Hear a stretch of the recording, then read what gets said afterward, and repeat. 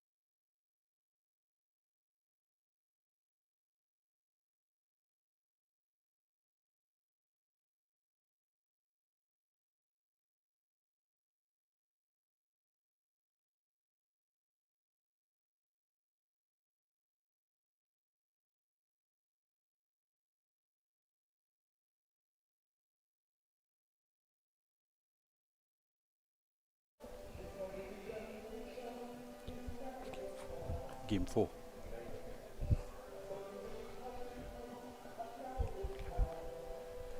Good evening and welcome to our coverage of the North Zone T20 Festival. We are here at the Diego Martin Sporting Complex and it's Game 4 between the Harvard Club and Ebony Sports Club. And we'll just head down to the toss where my good buddy Mr. Rooks is down there with the match referee and the two captains. We're about to get underway with the toss. Round 1, Game 4. It's the first of a doubleheader, the first half of a doubleheader. The Harvard Club going up against Ebony Sports and Cultural. We've got the two captains out here, Keegan Jones and Kadeem Robert. I think it's Keegan Jones who's designated as the home team. Arjuna Sidial is the third umpire. He's going to get things underway.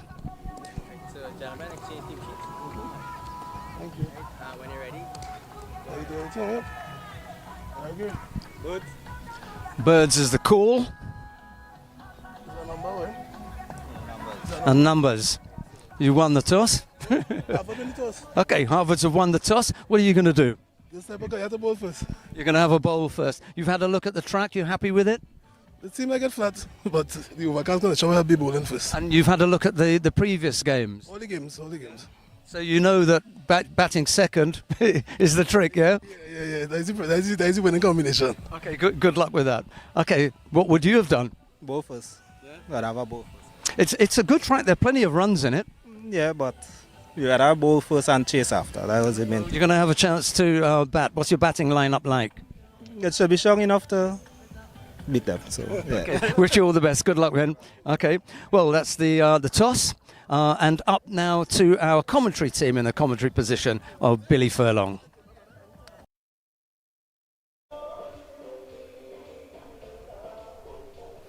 So that's the news from the toss. The Harvard Club winning the toss and opting to bowl first. I'll give you the lineups, but in case you didn't know and you're looking at your screens, yes, that is Brian Charles Lara. He is out there in the middle representing the Harvard Club as they enter their 82nd year participating in cricket in Trinidad and Tobago.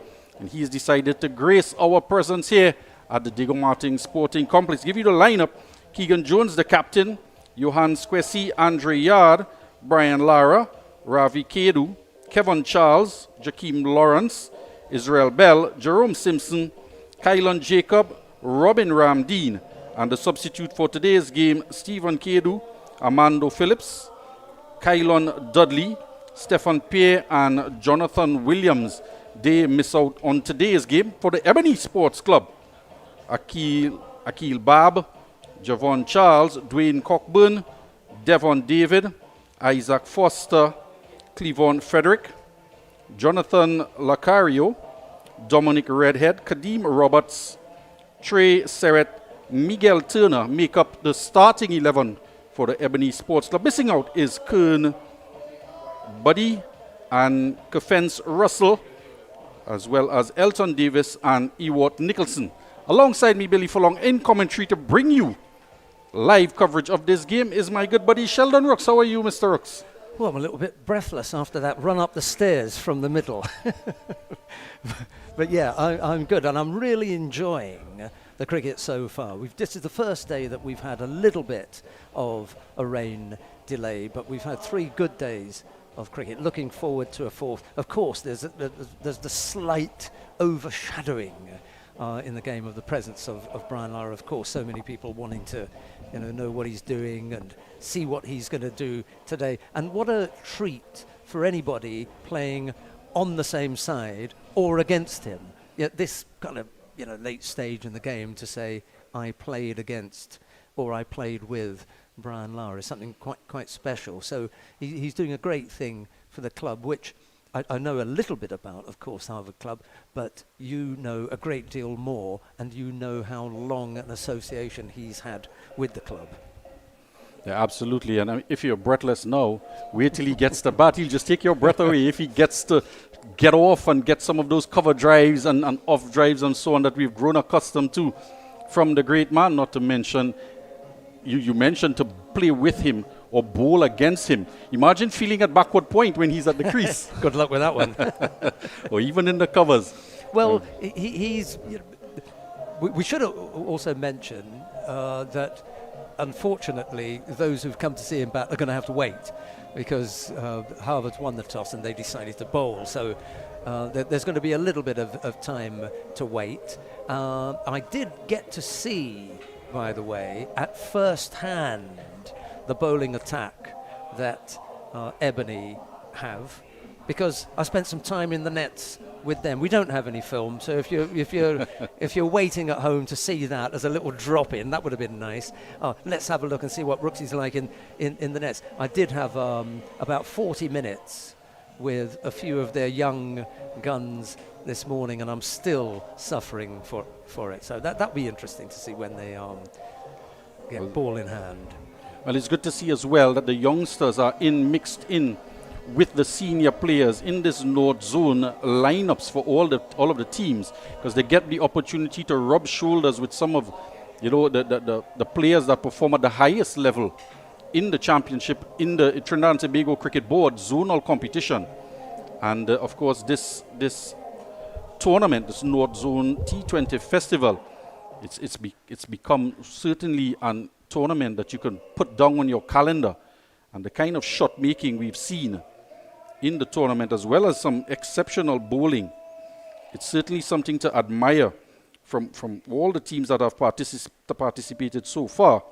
As you mentioned, it is game 4, and just for the moment the teams have not taken the field just yet. The umpires were concerned just about, you see 2 fielders out in the middle there, just outside of the square area, but within the 30-yard circle. There's still some areas of concern, and umpires Candice Laborde and Shaw Wilson, of course, would want to make 100% certain that conditions out there are suitable and safe enough for play, Sheldon. Yeah, small change in the timing, and I think it's an important thing because Candice Laborde, we know she's the more experienced than the senior one in the crew. She's had a look around and said, look, there are a couple of damp areas, in particular with some of the run-ups and a couple of spots on the field, and she just wants to make sure from a safety point of view that we don't get compromised and say you should have known better and you should have taken that into consideration. So there may be a little bit of a delay, but it gives us a chance to talk about the two teams and the lineup and some of the names in there, and it also gives you an opportunity, Billy, to give full introduction to those that you think might be key players who you know. I think that might be a useful thing to do at this stage. But back to the ground very, very quickly. This is played really well. The track, it's a new track that we're playing on. We've had 3 games on the one furthest away from us. It depends where you're looking at it, but the one furthest away from the commentary position has played really, really well. What does that amount to? 40, 80, 120 overs that we've had on it, and it really looks unmarked. But we're playing on a new one today. There have been plenty of runs in it. Lots of runs have been scored. Nobody's been bowled out yet. So I would say that it gives me the impression that that's reasonably batsman friendly. Last night was the lowest score, I think 145 or something. But other scores have been up, just towards the 200 mark, and that's got to be a good batting track. Well, we'll let our viewers know as you have a look just at the cell towers at the top of the mountains here in Diego Martin. There is a lot of cloud cover. We did have a rain fell before the start of play at around 1:05, which was resulted. The players were out there warming up doing their drills, and with that rain coming down, the covers were brought on, and they stayed on as well for quite a while, even after the rains had stopped, because it was still dark out there and clouds were looming over the ground. So the ground staff wanted to take additional precaution and not just pull the covers off too quickly and then have to rush them back on. And once conditions improved in the outfield, and that didn't take too long at all, we got the news that the toss would have been at 2:10. So I know our viewers would have been expecting a 2 o'clock start, but with the toss at 2:10 and play was scheduled to start at 2:30. However, with still some damp conditions out there, particularly as you mentioned, Sheldon, in the bowler's run-up, which is of main concern, not just for the bowlers, but the wicketkeeper, and if we do have a slip in place, and so on. So he just wants to ensure that with the little bit of the clouds have now gone, the sun is trying to peek out, and we'll get play on the way soon enough once conditions improve a bit. And just to let you know as well, you did mention scores in some of the game. On the first game, Barataria ball players 190 for 6 in their 20 overs, and Santa Cruz overhauled that in 18.1 overs, getting to 194 for 4. Clifton Hill got 62 in that game, and Dijon Charles 53. Chedan Raymond was the star of the day, however, or the night I should say, getting to 58 off of 36, and earned him the title of man of the match, player of the match. Brian Yearwood also got 43 in that game, a game that also featured Dexter Sween, who got 2 for 38 in that game. In the second game, Bomalatres, they got to 164 for 6 in their 20 overs, and that was overhauled by Shannon Sports in 19.5 overs with 1 ball to spare. 170 they achieved. And Craig Ikwe, that was some exceptional ball striking from the young man. 69 not out off of 44. And Sheldon, he not just got the runs, but he saw it right through to the end. Yeah, there have been a couple. I think Kyle Ramdu, not to go too much on Kyle because, he's in the family, if you like, but there have been a couple of people who've managed to steer their team through to the end, and that was a particularly good knock. Yeah, good one. Yeah, and that Bombalatres, Kevin Holder got 53, and Joshua Davis, the youngster, 2 for 19 he picked up in his 4 overs, also batted with Craig Ikwe, got 32 off of 20. So it's good to see the youngsters getting into the game, into the North Zone, competing at the higher level. Of course, Ronaldo Fornelia, 2 for 28 he had in his 4 overs, but also smacked 23 off of 19 deliveries, the young Trinidad and Tobago under 19 player. And it's also how they look doing it. And so we've already called a couple of the names that I thought that stood out. Davis is one of them, and Ramdu is the other. Because of the way that they played, it was a mixture. It wasn't just bludgeoning runs, but it was the right mixture of pushed singles, strongly hit runs out into the deep. But he really, really did look very, very good in doing it. Both those. In fact, you've mentioned 4 names now who I think are worth picking out and putting stars next to. Yeah, really, really, really good ones. Well, Kyle Ramdu was certainly a star alongside Akil Guerra. Kyle was 50 not out off of 31, and Akil Guerra 38 not out of 37 for Northside Future Stars, who overhauled the total of 148 for 3 by Savannah Boys. Another youngster in the lineup, young Luke Ali, who played for the Marchand and come from the Presentation College as well, Shogunas. He got a 39 off of 25. And at the top of the order for Savannah Boys, and another youngster given the opportunity from Queen's Royal College, 17-year-old Trevor Padilla. He got 4 for 20. It was an exceptional bowling performance. Do believe that earned him, well, Kyle Ramdu got man of the match in that game, but that was an exceptional performances, and the youngsters in that game certainly came to the fore.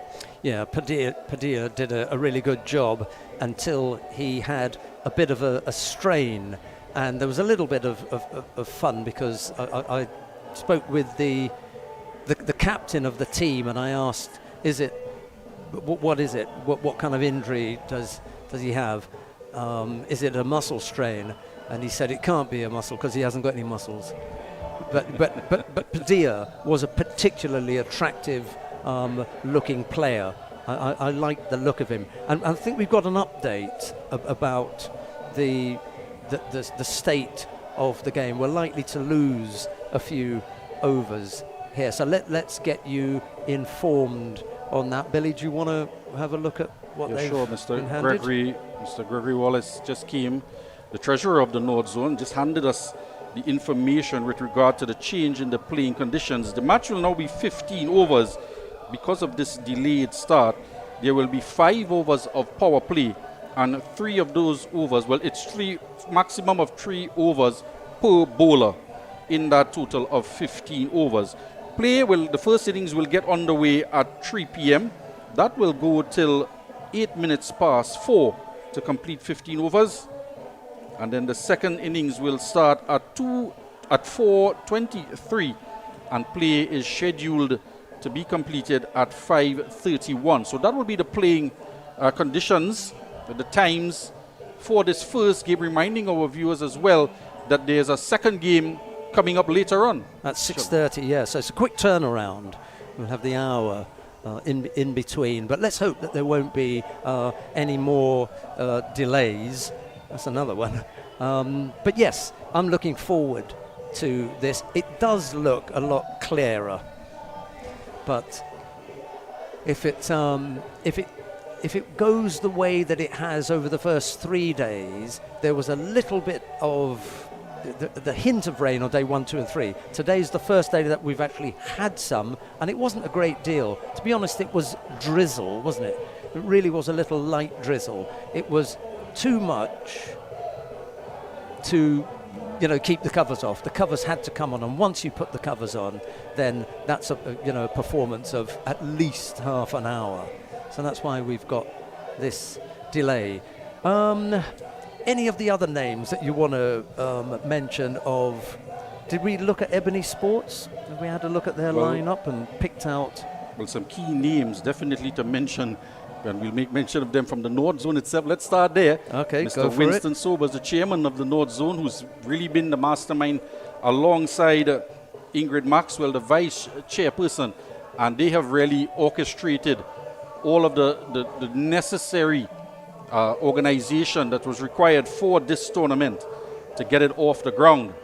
And it's certainly been exciting so far. So kudos to both the chair and the vice chair. Yeah, the very first thing that I would say is the venue. This is an excellent venue. I really enjoyed my time here so far. And then the playing surface, both the strips that we've seen and the outfield. I know this has been tricky because there's been plenty of rain around. In parts of Port of Spain it's absolutely flooded. Here they've done a really, really good job. We've had 3 really good days of cricket. First day that we've had a bit of a delay here, but the look, it's got a nice look about it. First of all, the venue's really good. You've got good teams with big names turning up, so it's an attractive looking festival, and I hope the rest of it goes as well as we've had for the first 3 days. Well, it's a venue that has seen a lot of big names. Remind our viewers as well that when the ICC World Cup was here, this venue was used as a warm-up facility and a training ground for some of the teams that were here. So a lot of work went in, a lot of investment in the ground to have it in this immaculate condition here. And as you said, the outfield looks absolutely, it's almost a dream out there. And again today, we're going to be graced with the talents of Brian Charles Lara to come and just show us that he's still capable. And we've seen him bat for a few charity tournaments and so on over the years, and he still has that touch of class about him, even though it's been in T20 games.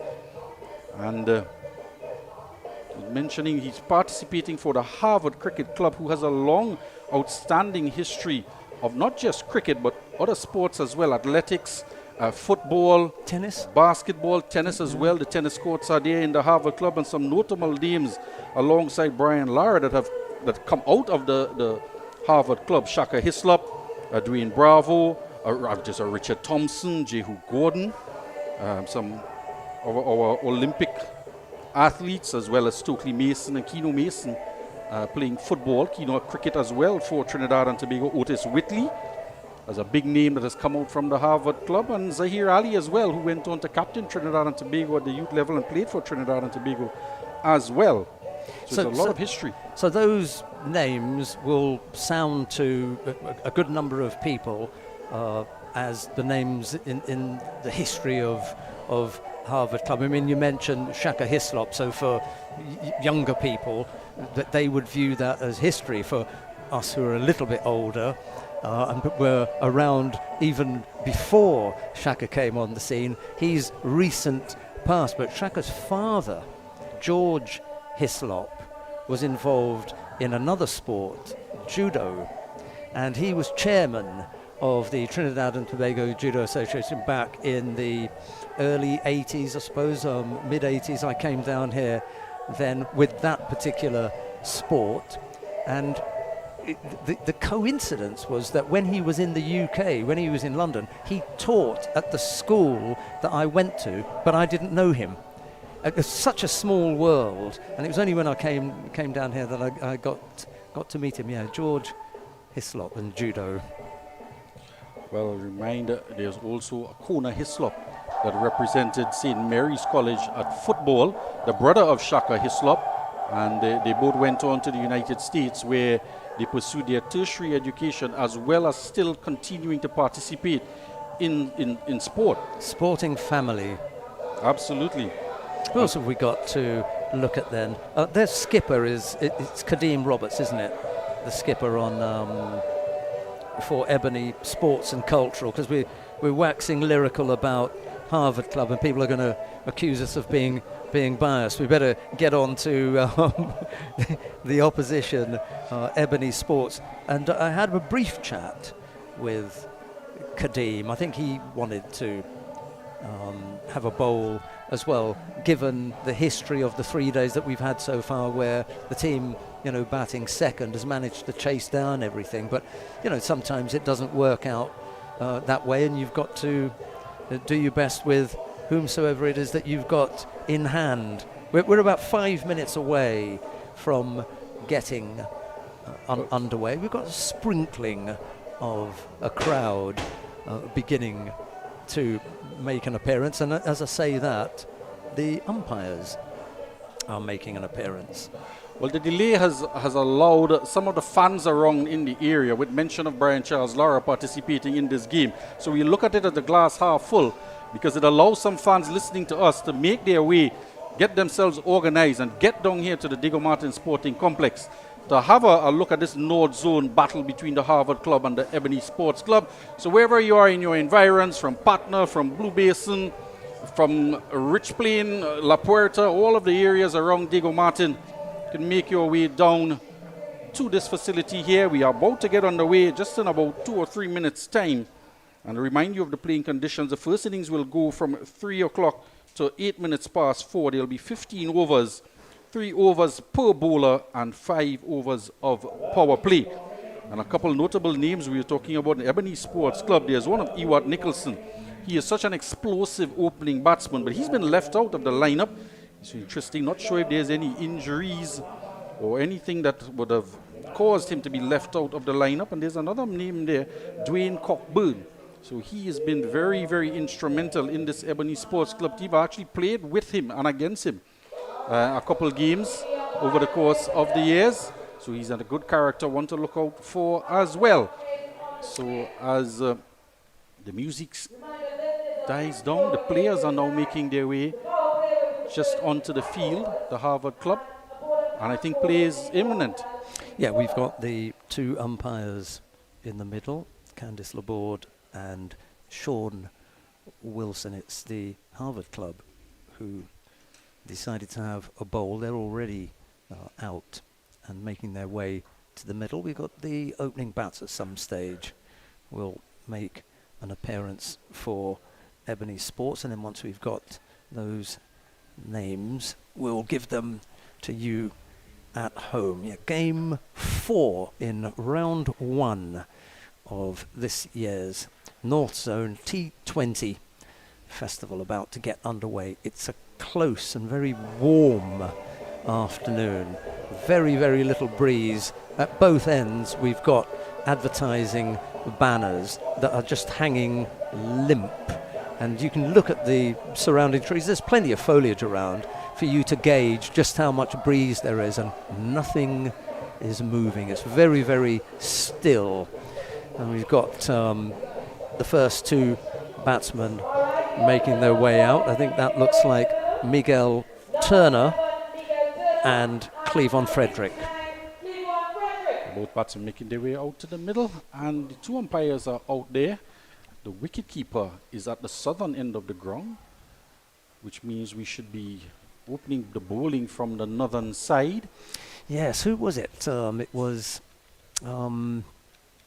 Ruskin Mark that liked to call it north-south, and then we had a change and we said, well, we'll go with the northern end, but we're going to call that the Digger Martin Main Road end. Seeing as it's come into play a couple of times, we've had to call its name. Let's hope we don't. Well, I'm saying let's hope we don't have to call it, but I strongly suspect that there will be a couple of balls going over there during the course of the games that we have today. And remember, we do have a second game. This is the first half of a double header. It looks to be Frederick, I think, isn't it? Going to take strike. And who did you say was going to open the bowling? It looks to be Simpson, Jerome Simpson. Right. Marked out his run, ready to go. He did a practice run through. I think number 400 may have his own camera. We're going to see him in action a few times. Where have they put him anyway? Well, there are 4 cameras out in the field, and tell you, when he gets his turn to bat, none other than Kyle Ramdu will be sitting in one of the best seats in the house. He's manning the camera behind the bowler's arm. Here comes the first delivery, and it's tucked into the leg side. They come through for 1, and that's been a feature of a couple of the teams. The good ones, good teams will run very quickly. Yeah, the elder statesman in the side is where he should be, which is that short third man. Yeah, if there's a first slip, you can give it to him, but that's as close as he's going to get, I'm afraid. Yeah, I'm not quite sure he'd want to go in the first slip either. There is a fine leg, as well as that short third man for Jerome Simpson coming into bowl. I don't think he's going to... Yeah, he's just looking to dry his hand, isn't he?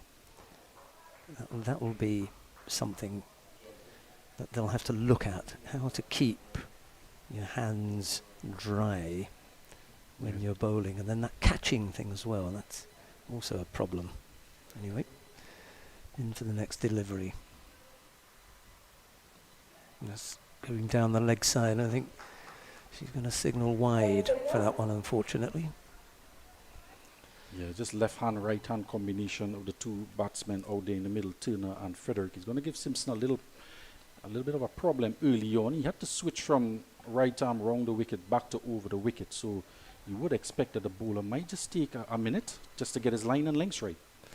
Up to the wicket now and bowls again down the leg side. He still hasn't quite got it right yet. And just a smile from wicketkeeper Jones. The captain, he's just acknowledging that Simpson would take a couple deliveries just to sort out his line and length as well. We remember Rooks, he's just gingerly running up to the crease because he is aware that there are some soft spots out there in his run-up. In he comes again now. Bowls that time tucked into the onside. There's no run. Yard there does the fielding at short mid-wicket. Did say that short third man, short fine leg. There's a deep mid-wicket on the boundary. There's a long on in place. Those are the two fielders outside for this 5 overs of power play. And there's a ring on the offside. Cover, extra cover. Backward point and mid-off.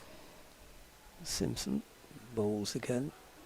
There's an attempted swing at that, swivelling on one leg. It wasn't the most attractive looking shot, but he missed anyway, and there was no run.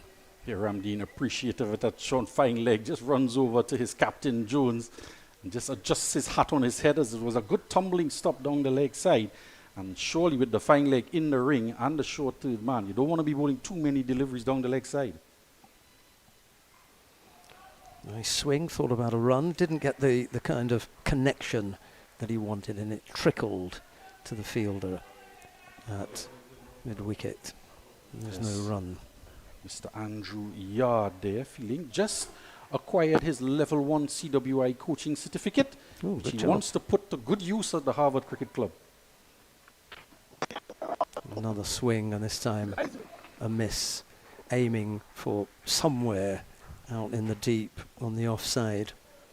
He's just eyeing up just over the head of cover because there's no one in the deep on the offside. The two fielders out at deep mid-wicket and long on. And if he holds this line outside the off stump, you just see a change in that. There's another attempted pull. Misses out there. End of the over. 3 without loss.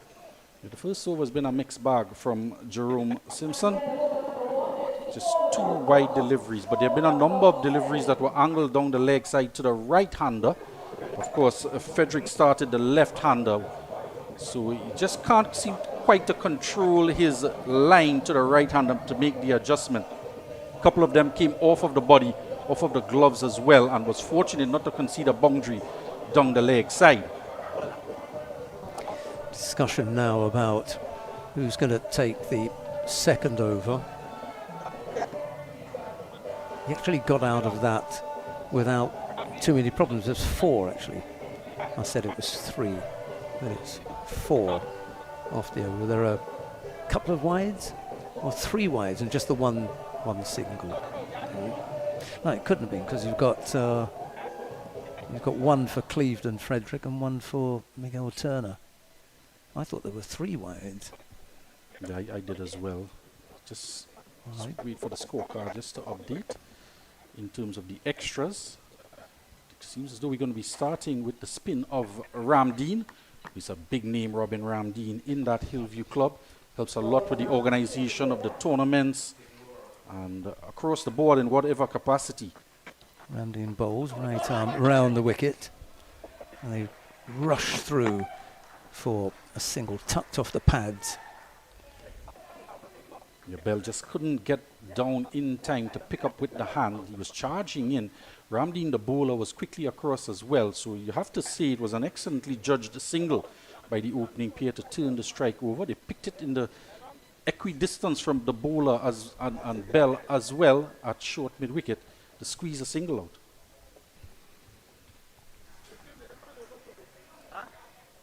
So the off spinner is into the attack from the Diego Martin main road end. He has a long on in place. And there's a man at deep cover on the offside. So a bit of change from the medium pace of Simpson in terms of the fielders outside of the ring. Ramdeen bowls again, inviting a bigger hit. Looped it up there, and it was just tucked into the offside. And Bell is that man there at backward point. So clearly he is one that they would entrust to field in key areas, especially in the power play, at backward point and short mid wicket for the right and left handers respectively. Oh, got that completely wrong, kept low, looked to pull something that really wasn't there. Yeah, that one not getting up at all. The third delivery of the over from Ramdeen has just rocked the leg stump back. He was stepping across, looking to pull, couldn't get any bat onto it, and it was too full, a little bit too full to pull, and hence couldn't get behind the line of the delivery and choked himself up for room. Have a good look at it here again. He's batting on the leg stump with a very open stance. And it's gone between his legs, in fact. Yeah, that was way too full a delivery to be looking to go back. No, it was right up there. Yeah, he didn't get up at all. Might have been better to take a step down, just use his feet a little bit, get to the pitch of the ball, but he decided to play it from the crease. And he went across a straight one. Not sure how much turn there is at this end. There's been a little bit of turn when the bowling has been from the northern end. Not so sure about here. Anyway, 1 wicket down, 5 runs on the board. Ramdeen striking with his 3rd ball. And the new man, Jonathan Lacario, makes his way out in the middle. Have a good look at the bench of the Harvard club. Mr. Glenn Narine there in deep conversation with Mark Mason. This first game of the T20 festival, and they'll want to come out on top, particularly with the likes of Baron Charles Lara in their lineup, who is just making his way, jogging across the pitch. So the first wicket falling, very open stance. You have a good look at the former West Indies and Trinidad and Tobago captain there in first slip. So they put a slip in place for Ramdeen, and they're going to drop Bell now out to deep square leg for the new batsman, Jonathan Lacario. So the 2 fielders out in the deep now. It's going to be a long on. Well, it's a deep mid wicket, in fact. Left-handed Lacario.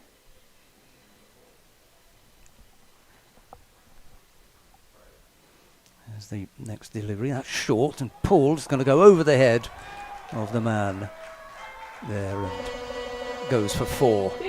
Too short from Ramdeen. He pulled that one down. Yeah, and Captain Jones, knowing why he wanted to put a man out at deep mid wicket. Have a look at the bounce on this delivery from the off spinner. Angle down the leg side, a bit more of an effort ball there, and pulled away. A good shot for 4.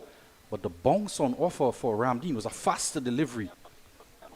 Put over the head of that short man at short, fine leg. Into boundary for 4, the first boundary of the innings. We've been saying from day one that this is a bouncy track, and if you bend your back, especially for the seamers, not so much a spinner, you don't expect that, but it almost got up to, well, not shoulder height, but it got up enough. He got hold of it. There's a man at, what, short fine leg, if you like, got over his head. Here's Ramdeen with his next delivery. There's another swing, and he's put it down straight to the man it went over his head, the previous one. This one came straight to him, and he really should have held on to that, I'm afraid. That's the opening bowler there, Jerome Simpson. And you have to say as well, another faster delivery down the leg side though by Ramdeen. You want to stay out of that area, but he's just ruining the dropped opportunity to pick up a wicket off of a bad ball. And you've got a man there for not necessarily that shot, you know, tuck it around the corner of the pads, but he's gone again. Just a little bit slower than it has been early on in the competition, but that one also goes to the boundary. I think the slowness of the ball was matched by the run chase from Simpson. So Yeah, clearly he was struggling, wasn't he? I think it might be just soft under the footing out there as well, as he certainly didn't race after it. But 4 runs nonetheless. Second boundary in the over. And again another delivery angled. He's trying to angle it into the pads, but he's starting it too much on the stumps and it's heading down the leg side. And that's full. Hit back at the bowler. Ricochets off him. I can't say he stopped it. But they come through for a single. And at the end of the second over, it's 16 for 1. Here at GMMB, love is the currency. And let's show you how we are able to transfer that energy into real conversations. How important is it for the client to be recognized and not to feel invisible, to feel like just a number? At GMMB, everybody is seen as an ideal, important client. And we give everybody the same level of respect, the same level of acknowledgement, and we deal with you to suit based on that vision of love. GMMB. It's banking for you. Ramdeen went for a couple, didn't he? In there, a few loose ones. Going to need to tidy that up. The bowling now is back at the northern end.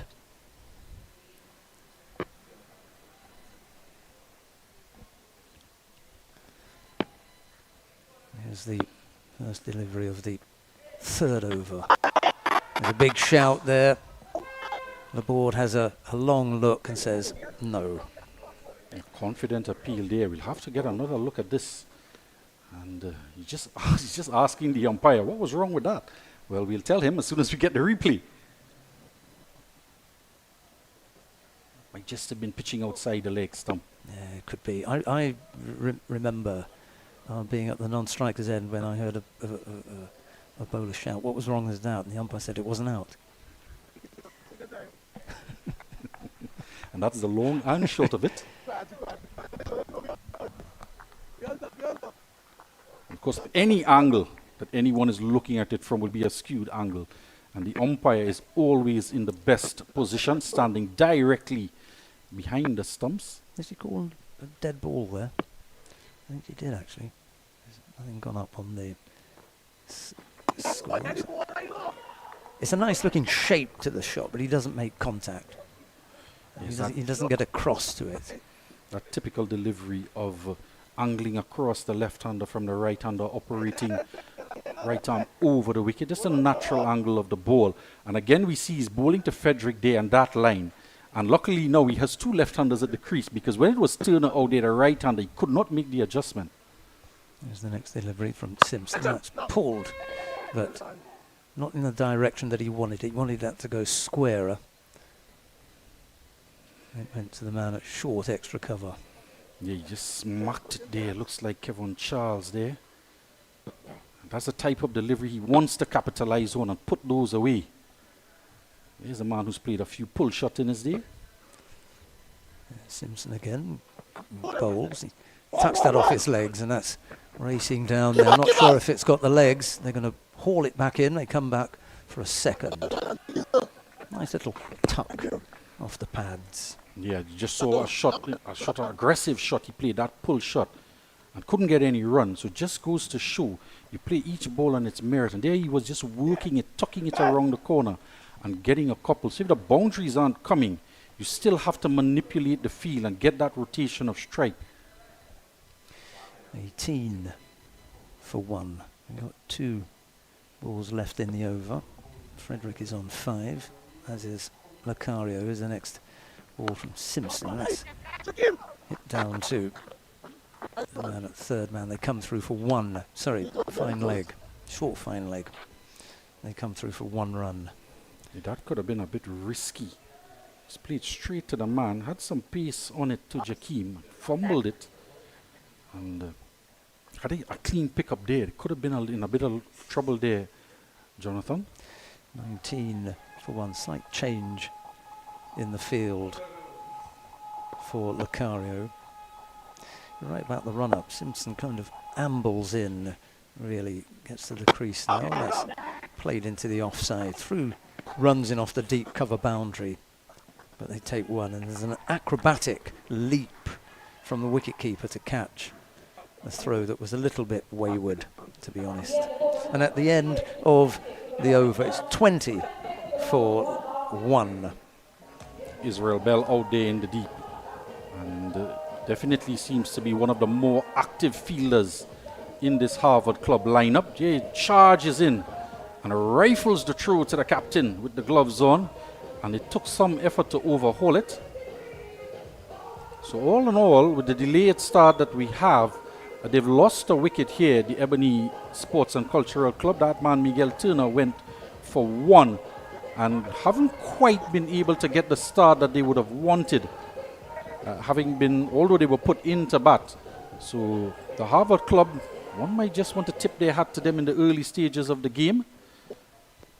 Change of bowling now from the Digger Martin Main Road end.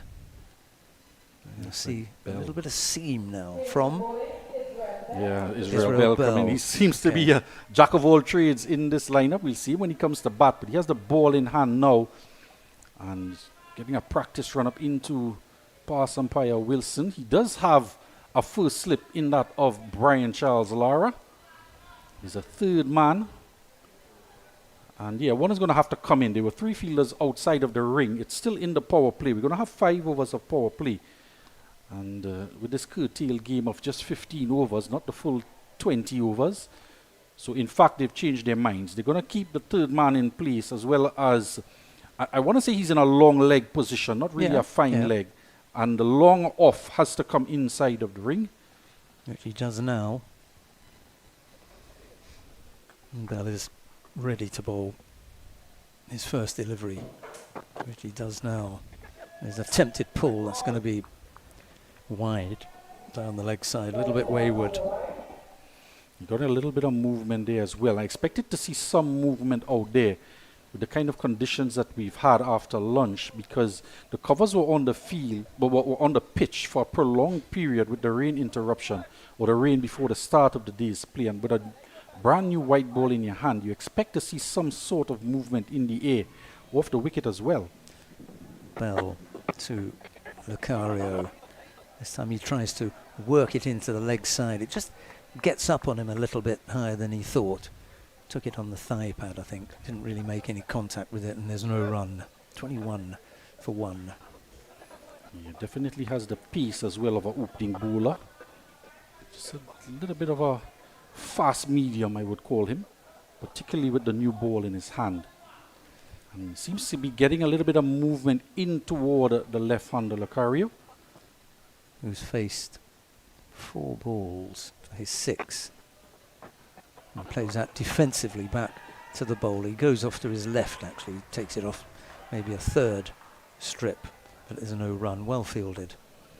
And Jonathan Lucario, we saw him pull a couple deliveries in the previous over off of Ramdeen from that Diego Martin Main Road end.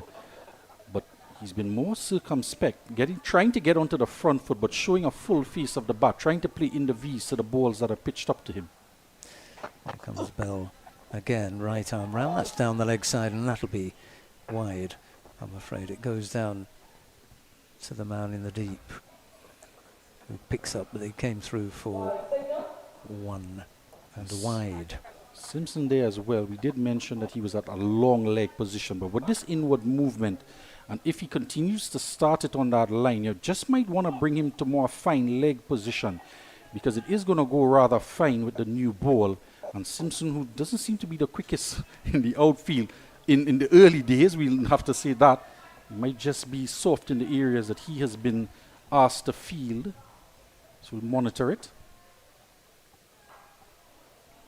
Again, not getting the exact kind of contact that he wanted. He kind of dragged that to the man who was at mid-wicket and ran round towards the square leg umpire. They picked up and came through for 1.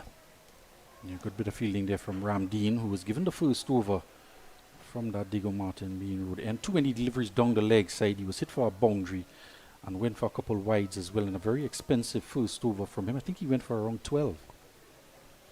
The man up backward square now. There's a flash from Lucario outside the off stump and misses out. Score stays on 24 for 1. We've got 3 balls left in the over. Lucario is on 6, having faced 5 deliveries, and Frederick on 7 off the 11 that he's faced. Here comes Bell again. Bowls now. A little bit short.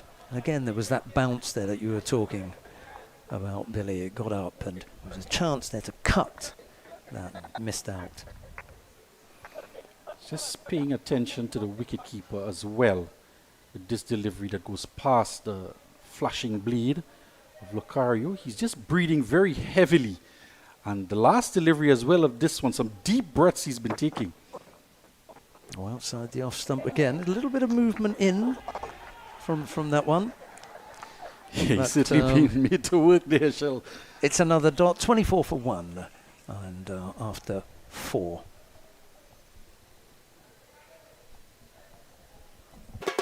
Having that family lime at home, that cookout by the river, or you're just feeling to bubble up on? Then Cans Poultry and Meats Limited has got you covered for all your meaty needs. Whether it be chicken, beef, steak, lamb, or even seafood, check Cans. They even have seasoning and condiments to complement your dish.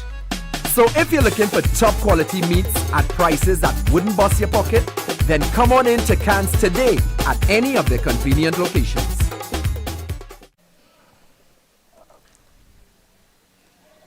Lucario is going to be at the non-striker's end. It's Frederick to face. It's Simpson who runs in and bowls again. That's played into the cover area. They come through for 1 run. A nice gentle push. Yeah, in stark contrast, Jerome Simpson, he just ambles up to the crease. It's not a very rhythmic run up to the crease. He's just working his way gingerly up through the run up as well, and delivering that ball. He's not the fastest of the bowlers, but he is in his final over, which clearly indicates for the Harvard club he's their preferred option with the new ball. He's up to the wicket and bowls now, and that's pulled into the onside. It normally plugs there on that side. A little bit slippery, you saw that. The fielder just regaining his footing. They come through for a second. Yes, none other than that man, Israel Bell. He's certainly in the game and just slipping a bit past the 30-yard circle. That one was short, not quite timed, so a little bit of the ball is not coming through on this surface, just holding up in the wicket a bit with that little bit of rain or whatever moisture was trapped there, and he tried to pull it, didn't get all of it. And Jones, the wicketkeeper, he's going to make an adjustment to the field now. He's going to send Bell out to a straight deep mid-wicket. And Yard is going to come across from cover to fill the gap at mid-wicket, and he's just going to enclose the offside with cover and extra cover to narrow the gap. So an additional fielder on the onside now for Lucario. As he bowls now, and that's pushed defensively down the track, and they come through for a single. It was a little bit of a collision with Frederick, but it didn't stop him from getting to the other end. He almost ran over Simpson, to be honest. Yeah, there's only ever going to be one winner in that battle. Steamrolled him. Simpson incidentally apologized to Frederick because he was the one that cut across it. Get in the way, yeah. But I would have just let him take the single. 28 for 1. 3 balls left. Yeah, they are going to make the switch. Sorry there, Sheldon. They're going to Right. switch the guy back. Interesting changes by Captain Jones. He's brought Yard back over from that mid-wicket that was put in the circle back to the offside for Frederick. And he's going to move Bell around from that straight deep mid-wicket to a backward square leg on the boundary. So he's brought the additional man back on the offside, clearly telling Simpson that he wants him to concentrate on an off-stump line, particularly against Frederick as opposed to Lucario. Here comes Simpson again. He bowls. That's played nicely, but straight to point. That's a good throw that keeps Lucario back down at the non-striker's end. He was halfway down and sent back. He definitely wants to. Sorry, That's all right. He definitely wants to strike. It's the final over of power play as well. So he's eager to get back on strike, Lucario, because he is scoring at a good rate. Here is the last ball. It's up and full. And again, the same thing. He's a little bit desperate to get down to the other end. And if you hit the ball directly to the fielder, that's always a risk. There's still another 2 deliveries left in there. Or just one, sorry, just one. The experienced Charles as well, a cover. Yeah, you don't want to be running that risk. Anyway, here comes Simpson. He bowls now. It's again full. There's a man at short extra cover, quite short there. He stops that from going any further. And at the end of 5 overs, 28 for 1. Frederick is... Yeah, Simpson has bowled out his allocation now, hasn't he? Yeah, definitely. He's had a mixed bag, really. He's had 10 dot balls, and he struggled a little bit in his first over to control his line and lengths against the right-handed Turner and Frederick. 2 left-handers came to the crease, and he's gotten quite a lot better because he didn't have to go round the wicket. So he stayed over the wicket and got the ball to angle across the left-hand batters, particularly Frederick, who really couldn't seem to get him away. And in that power play especially, you want to be able to push that ball through the infield or lift it in the air over the top. So Simpson was able to control that type of hitting coming back in his last 2 overs in the power play. So a good spell from him of 12 runs conceded. No wicket for him, but his 3 overs, and they would be happy with that, the Harvard club. Yeah, actually, I was just about to say exactly the same thing, that 12 off 3, I'll take that any day of the week. Even on a Saturday or on the weekend, I'll take it. And I just wonder how much the conditions would have played in that power play period. The sun is trying to come out as well. It is getting hotter and hotter out there in the middle to try and dry up the surface of this pitch so the ball can come through a bit faster. The fans continue to build here at the Diego Martin Sporting Complex. Friends and family coming out to have a look at the cricket. Did we just hear that Kadu's coming into the attack? Right arm round, and that's going to be wide, I'm afraid. We've seen all the bowlers start, particularly the 2 off spinners, Kadu now and Ramdin previously, and just angling the ball into the batsman, but they've been drifting down the leg side. And they want to try and start it wide outside the off stump, or on that off stump line. So it comes back in between bat and pad.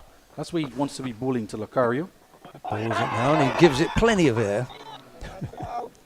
Yeah, that's exactly the line he wants to bowl, to get that drift into the left-handers. But you've got to start it outside the off stump and on a good length as well. Yeah, there's that drift, and that one's heading down the leg side. New bowls again. Played with soft hands out to the man at point. They come through for 1 run. That was cleverly done by Jonathan Lucario. If you're not going to be getting the big hits, then give it 1 and let Frederick throw his big arms at it. Yeah, the wicketkeeper has been in the wars, the captain. That throw was low down to his ankles. Couldn't get down to it with the pace of the throw. You want to be careful taking quick singles to backward point. Frederick has looked as though he wants to launch. There's the next delivery. He misses out there. A little cut shot that he was attempting. Yeah, luckily that one didn't drift back in too much either, because he's cutting with not much foot movement outside that back leg across, and had that drifted in, he might have cut it away for 4, hit his off stump. Kadu bowls again, it's full. Sit out to the man at deep mid wicket. They come through for 1 run. Came in off the boundary, swooped in, if you like. It must be drier out in this area because he didn't show any signs of being worried about his footing. Well, it's that man Bell. I don't think he's worried about anything out there. He's been very much involved almost every over.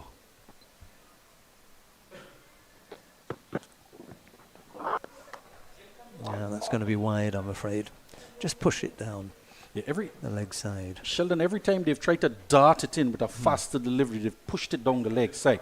He made the adjustment after the first wide, and then the next 3 deliveries were good deliveries, starting outside the off stump, but another wide on that occasion.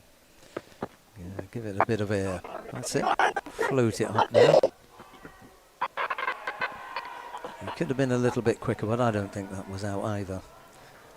He's in the best position, Candice Laborde, to make that decision. Shook her head and said, no, that's not out. It was a good bit of fielding nonetheless, and clearly they're going to be throwing at the end that Frederick is running for, or running toward. He's there at the non-striker's end, and Lucario is going to come for everything. He's going to call for everything. It's a good throw. That was a good angle that we've got there that really did illustrate that he was well home, to be honest. And that's what you want to see as well from your close-in fielders. If they're not going to get it to the wicket-keeper's glove, you want to see them with some direct hits. Kadu bowls again. There's another shout. This one is also answered in the negative.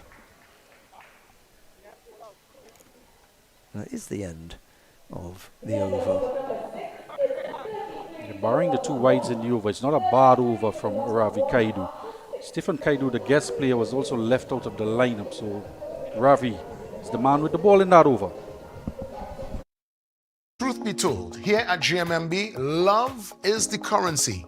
And let's show you how we are able to transfer that energy into real conversations. It seems to me there's a power in listening. It seems like that is a part of the mandate. Of course. We need to listen to our clients. We need to hear what they need. We need to hear that they are satisfied, they are loved, they are feeling that JMMB culture. JMMB. It's banking for real.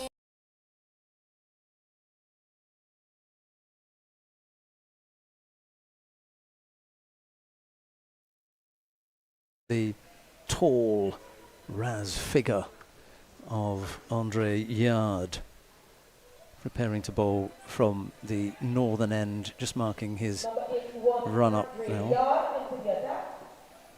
He does bowl a steady right arm medium piece on or about the off stump line, and he tries to maintain that line and length, get the ball just to nip off the seam. If the seam is pronounced, I'm not quite sure how much moisture the ball would have gathered in the outfield, just to soften the seam, but we'll see how much movement he can get. Lucario is the man. Yeah, with no helmet, no cap. And plays it nicely into the offside. The point fielder picks up, throws in, and there's no run. He fancied a single there, but we've already said that Frederick is not going to take the quick singles. Lucario is, like a rabbit. He's off very, very quickly, and he looks as though he can run. But at the other end, Clevedon Frederick is a little bit more sedate. That one's wide, I'm afraid. Keeper had to dive off to his left to take that. It's a good take from the wicketkeeper and the captain. He's been doing an excellent job behind the stump. He's been made to work. The captain could take low down to his left. Just got the big left hand out to stop that. Here comes Yard again. It's full, hit down the ground. There's a man coming in off the boundary to pick up. But they take one. It's a nice strong throw, isn't it? It looks like the man Charles out there. Again. The experienced Kevin Charles. We called his name already a few times. Yeah, as well. It's the first time we've seen a shot played down the ground to that long off position and long on position. You saw how quickly it got down there as well. The outfield, despite that bit of rain that we've had, is going to remain quick. There's Yard again. He tries to work that into the leg side. It may be a leg by. Actually, she hasn't. Yes, she does. Didn't have the sound of any bat. It was a little bit of a thud, and it didn't go anywhere, so couldn't have had a great deal of bat on it. Ends up being a leg by. 36 for 1. Lucario's on 12. Frederick is on 9 as Yard bowls. Now there's a swing from Lucario, and that he can't connect. And it won't matter because another wide has been called. Very nonchalantly taken behind the stumps as well for Jones, just walking across and just taking it in his right hand one-handedly. So 3 wides in the over from Yard, both wide outside the off stump as well as down the leg side on that occasion. And again, yeah, it's untidy. They're going to take another run. He's just trying to get the big man involved in the game, Brian Charles Lara. So that one went straight toward him from the bowler's arm.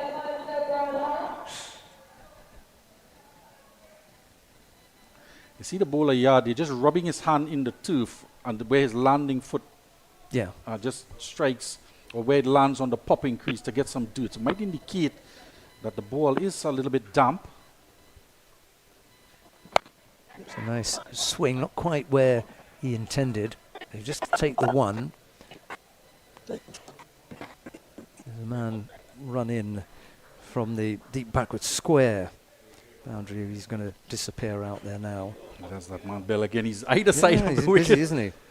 But it has to be said, Cleveland Frederick, he's 9 off of 19. And he's stuck in a bit of a rut here opening the batting. He hasn't played too many shots, aggressive looking shots. And even those that he's been driving on the offside has not been with much timing or power. There's an aggressive looking shot played by Lucario. It got out to the man in the deep very quickly, and they were only able to take one, and the throw, by the way, was very, very good. Directly over the stump, so just as well they didn't think about a second. Is that man Ravi Kedu out there? But that one, this innings is in stark contrast from Lucario to Frederick. He's looking to go after everything, Lucario, and trying to be aggressive, not just with his stroke play, but his running as well. Well, at least it won't be wide. Got something on it, but it may be a leg by. Yeah, just wondering as well if Frederick is just putting additional pressure on Jonathan Lucario. He's 10 off of 20, Frederick, and Jonathan Lucario is 13 off of 16. And they're just struggling a little bit in terms of run rate to trying to get the scores. You know, you want to see over 6 runs and over at least. 42 for 1. You're quite right. It's time for a change of bat, but I suspect that it was a message coming out. You need to get on with it or let someone else get out there because you're eating up quite a few balls, 21 balls, and your return is only 10. And as Billy was quite rightly pointing out, a runner ball is the minimum. Runner ball is you know, that gets you started. After that, you need to really put your foot on the gas and get things going. Quite a few of the batsmen have managed to have well in advance of balls faced and runs scored, and well, it's down to Frederick to pull his finger out here. One of the good things about tournaments like these and these T20 festivals, you get to see players from different clubs come together to assemble and form one team. Because, Sheldon, you get to pick from the strengths of other teams across like a Premier 2 or a Championship division in the Trinidad and Tobago cricket board, zonal cricket, and get them to mingle amongst themselves and learn from each other out there. Kedu bowls. Again, it's outside the off stump, and that is going to go to the boundary, past the extra cover fielder for 4. It's a nice looking shot, and it's time has arrived to launch. Yeah, I believe that's just the second boundary in this total so far, second boundary of the innings. And it's a welcome boundary, particularly for Frederick. And he need to be striking a lot more of those. It's just 15 overs, remind you, and we're almost halfway through it. Score goes on to 46 for 1 now. Right arm round, outside the off stump. An unconventional hit down the ground from Frederick, which brings him 147 for 1 now. Frederick goes on to 15 off his 23 balls, and Lucario is on strike now. Okay. Ravi just been struck for a boundary in this over. And he wants to be careful, particularly with Lucario on strike. You don't want to give anything a free hit, a short ball, for instance. You want to be tight, no room, because you don't want to concede another boundary in the over. On the other hand, Ebony Sports Club really want to push on here. Punch to the man at extra cover for 1. 48 for 1. Lucario has gone on to 14 from his 17 deliveries. And more fans continue to come into the ground as the weather has gotten a lot better. Kedu bowls. It's a big swing. Again, it's unconventional. It's not quite where he wanted it to go, was it? He manages to do a bit of footwork to keep that in. And that's good running. 3 runs.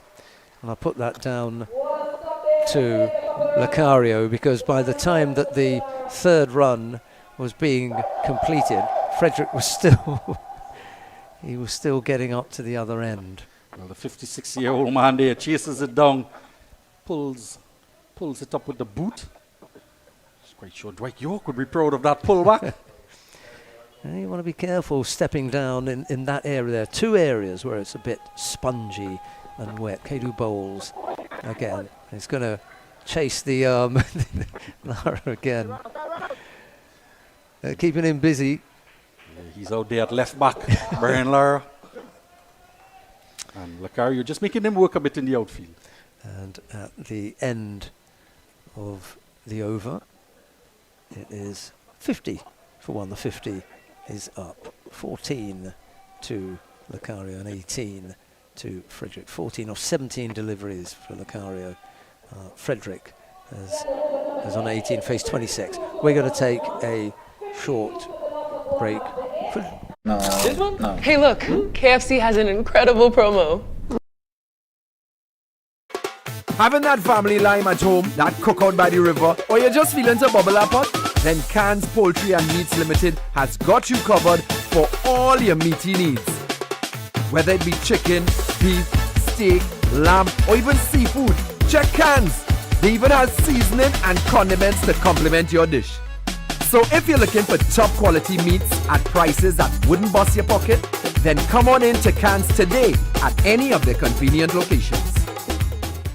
Here at GMMB, love is the currency. And let's show you how we are able to transfer that energy into real conversations. How important is it for the client to be recognized and not to feel invisible, to feel like just a number? At GMMB, everybody is seen as an ideal, important client. And we give everybody the same level of respect, the same level of acknowledgement, and we deal with you to suit based on that vision of love. GMMB. It's banking for real. Truth be told, here at GMMB, love is the currency. And let's show you how we are able to transfer that energy into real conversations. It seems to me there's a power in listening. It seems like that is a part of the mandate. Of course. We need to listen to our clients. We need to hear what they need. We need to hear that they are satisfied, they are loved, they are feeling that JMMB culture. GMMB. It's banking for real. Here at GMMB, love is the currency. And let's show you how we are able to transfer that energy into real conversations. What about the connection with you and your team members? It's top priority for me to have that clear understanding of who my team members are and building connections with them to ensure that they carry out the vision of what we are trying to achieve as a team, realizing opportunities for both the clients and ourselves. GMMB. It's banking for real. This one? No. Hey, look, KFC has an incredible promo. I already had that for lunch. Crunch whoever isn't on board. Order KFC's Mega 6 Bucket for only $115. KFC, it's finger licking good. After the blue water drinks break, the players are still enjoying a break. It is very warm and very close out there, and someone else was enjoying the blue water drinks break. I don't know, I overheard a few people saying Duckman. That was his nickname, I think, but quite a character. Every ground in the Caribbean has got one, and it would appear that Diego Martin Sporting Complex has got this particular character on show today. Certainly entertained a few of the people out there who've come in to the ground. Billy, have you seen that particular character before? Is he a friend of yours, or? Well, he's known as the Duck Man. The Duck Man. He hails from, well, I first saw him in the Arangwes area, supporting cricket. He's been a supporter of cricket for many, many years. I'm talking about decades. Wow. And he also dresses up in a duck costume at times. But that balancing act he does with the bottle on his head, he's done it with other products. But that's a Blue Waters bottle, one of our sponsors in the tournament, alongside KFC and Dixie Biscuits from Bermudez. Well done. As well as black and white. Black and white. He may just have had some of that as well. Not sure if it's in the Blue Waters bottle. That was the bottle that I thought you were referring to, actually. Of course, GMB Group as well. Another one of our sponsors. I say good afternoon to Miss Lisa Jagrup Singh, the operations manager at Bermudez Biscuit Company, who've provided sponsorship for this tournament. Reminds me of someone that I know in Tobago. His nickname is Biscuit. And when I asked, why do you call him Biscuit? They said, because he works for Bermudez. So that seems appropriate, doesn't it? We're about to get back underway with the action. Frederick is on 18.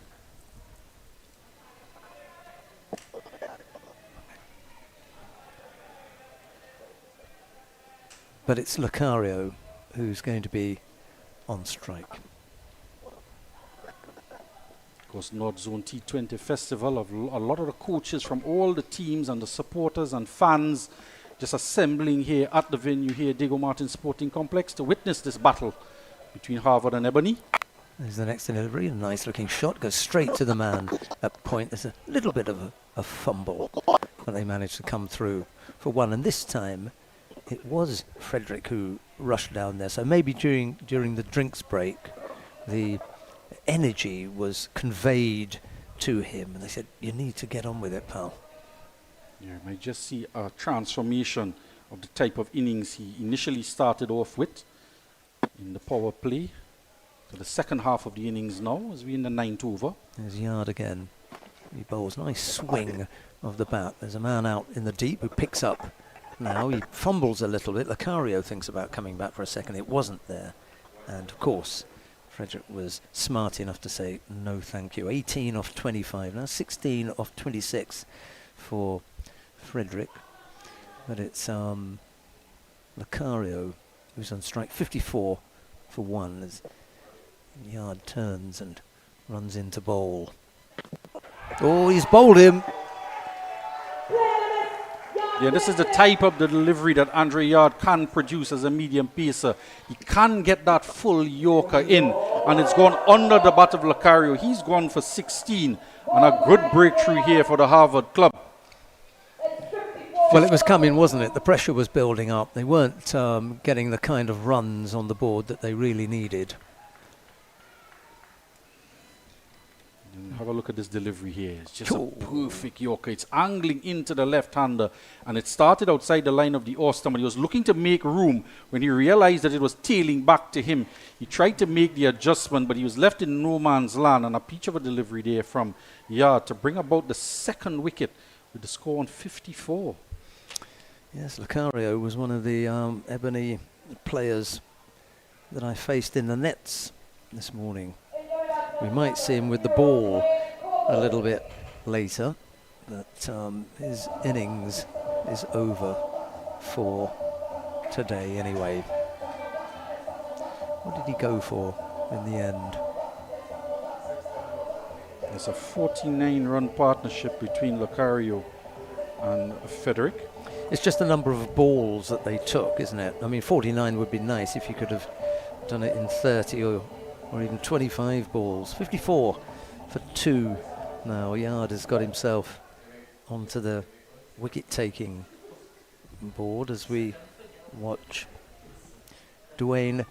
Do you say Cockburn or do you say Coburn? Cockburn. Okay, Cockburn. We'll go with Cockburn. He does wicket keep as well at times. Yard. Up to the wicket now. There was a shout. Did he put that down? Might just have been an outside edge, you know. It went low down to wicketkeeper Jones, who is having words with the bowler, perhaps apologizing or just telling him that it landed in front of him, but Yard was excited. If it did, it would have been inside edge, wouldn't it, on the bat, instead of outside. It was outside edge? Oh, okay. Yeah, just brushing past the outside. He looked to open the bat face slightly, Yeah. just to induce the edge himself. And this time he makes full contact. There's a man out at the deep extra cover boundary. They think about a second, and now there is.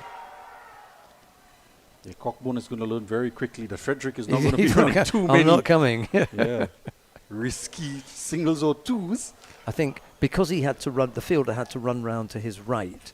This said to Coburn, there's a second here, because he's got to get to it. He's got to pick it up, and then he's got to get it in. And I'm quick enough to make it. That had gone through Frederick's mind, and he said, I'm not quick enough to make it. He did in the end because of the overthrow. In comes Yard again. He just pushes that into the, well, he doesn't even get off the cut strip. He's in conversation with Frederick there as well. He was calling him for a single, and Frederick was not having any of it. I think the thing is that Cockburn has been in the, that's the end of the over, sorry, 56 for 2 at the end of over number 9. I think Cockburn has come in off the bench, having heard the talk about what should be happening. They should run the singles, and he hasn't been able to convey that to Frederick. Frederick has been out there, you know, from the get-go. Yeah, you're quite right, and he might have been part of the conversation to instigate them scoring quicker, and now he's trying to do that himself out in the middle, but he's trying to encourage Frederick to do the same as well. Frederick's who's on 19 off of 26 deliveries. Yeah, he's taking too many to get to 19, I'm afraid. Some might even say it's a test match pace style batting, as we look at one of the gentlemen who's in the top 10 run scorers in test match cricket, also has the highest individual score in test cricket. Brian Charles Lara out there in the middle, encouraging all our fans in the Diego Martin area to come out, as more fans continue to come out to the venue in support of this North Zone T20 festival. And you do have time. Brian Charles Lara is still yet to come and bat in the second innings. It was a test run. I thought that he was going to bowl, but I've been caught out a few times with that. Yeah, I think each time, Sheldon, each bowler wants to test out the run-up just to see how soft it is, if it is Have a at little all. go, yeah. Just to be sure of their footing before they charge in past umpire Wilson on this occasion to Frederick. 56 for 2 as we start the 10th over with Kevon Charles, the new bowler. He bowls now. There's a swing. It's up in the air. Didn't get the distance. And without going outside the 30 circle, it's caught. Yeah, and a simple catch in the end for Johannes Kwesi there at backward point. He was looking to go aerial. His strength, as we've seen in the course of the innings, is to go down the ground. And that bottom left hand takes control of the power hitting for Frederick. And on this occasion, he tried to go through the offside. We'll have a look at it here. And he's looking to open the face, but it's in two minds because the bat is coming across the line of the delivery with a ball that is going across him. And the two never did meet, the ball and bat, in harmony. And that one went out the outer face of the bat, spewed up in the air. And a simple catch for Kwesi in the end. And a painstaking innings from Frederick now ends. And they've lost their third wicket now, the Ebony Sports Club. Yeah, it's a little bit of a gamble when you eat up that number of deliveries and you end up not delivering for your team, because you already hinted that you're now putting the pressure on the other batters. Well, we saw that with, who was it that was out last? Lucario. We saw that with Lucario. He wanted to get on with it. He was dropping behind as, you know, balls to runs scored, balls faced and runs scored. So everyone who comes in now is going to feel that pressure. And we've got 2 new batters at the crease. Yeah, that young man looks eager to come into bat. One of the many fans here, but it's Akil Bab who makes his way out in the middle. And as you mentioned, he's going to be coming in with a lot of pressure on his back as well to score quickly.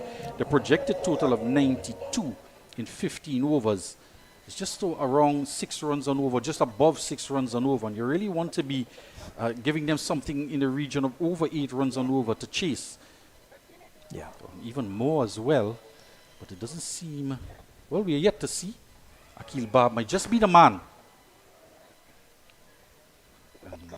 Well, Cockburn is shaped to be aggressive in the 3 deliveries that we've seen. He's only been able to score 2 runs, but let's hope we have 2 aggressive big hitters in the middle now as Charles runs in to bowl. It's swung at, and unfortunately he misses out. Yeah, the experienced Kevin Charles, they're picking up a wicket off of his first delivery and now just holding that line outside the off stump, asking the batsman to come after him.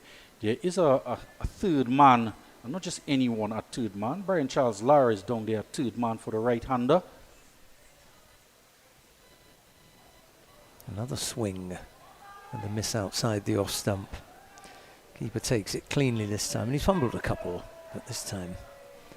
Yeah, and Simpson out at deep. Simpson out at deep cover, long off, long on, yard. And Israel Bell is out at deep mid-wicket. The field set by the captain with the gloves. Jones, with the 5 fielders out in the deep. Sorry, 56 for 3. This time he does connect, and he's not going to be able to cut that one off. Lara has to do a bit of fielding down in the deep. Yeah, and Bob is the man to try and add impetus into the innings here for the Ebony Sports and Cultural Club. Lara is just asking, do you want me to sit a bit wider? Because this man is going to go hard, especially if he's bowling that wide outside the off stump. And it's not a bad line. And you just might want to put a man out at deep point and put the short third man inside, because he is making a lot of connection now that the ball is older. He's getting a lot more bat onto it. Charles bowls.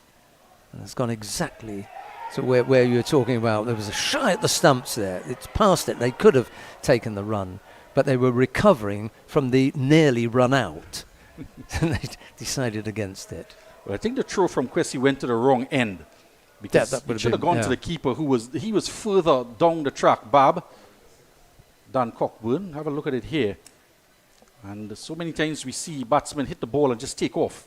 Yeah, he was halfway down the pitch, but the throw went to the wrong end. Yeah, he hadn't looked to see. Charles bowls. There's a play and a miss, and he's caught behind. Now the adventurous inning of Bob comes to an end with the score on 60. As the 4th wicket goes down, that outside edge, he's holding that line outside the off stump on a wide line, and the keeper does very well. We'll have to look at it again to see how difficult that catch was, but I think it was a pretty straightforward catch, Sheldon. And another wicket falls here for the Ebony Sports and Cultural Club. Yeah, he just has a push at this one outside the off stump. Never really looked to hit it. Actually, I didn't give him as much credit as he deserved for that delivery, Kevin Charles, because that one, he was very close to the stump. Some would say he might have even encroached on the danger area, but the line of the delivery was exceptional. He's been bowling wide outside the off stump. This one was dead on off stump, middle and off stump, because I think the ball moved as well off the seam. We'll have a close look at it here. Just a little bit of nibble off the seam, pitching perhaps on closer to the off stump than the middle stump, and getting a bit of deviation and getting the outside edge. So defeated by a good delivery, Akeem Bab, and another wicket falls. And maybe that's why he was tempted into playing at that, because of that line. When he saw that coming, he thought, I'll just play this defensively. Just moved a little bit outside the off stump and got the faintest of touches onto that. So the fans seem to enjoy that one as well. With the fall of every wicket And every interlude between the overs, the DJ Gets gets into going it, to entertain the crowd. Dominic Redhead, is it? Who's come into bat?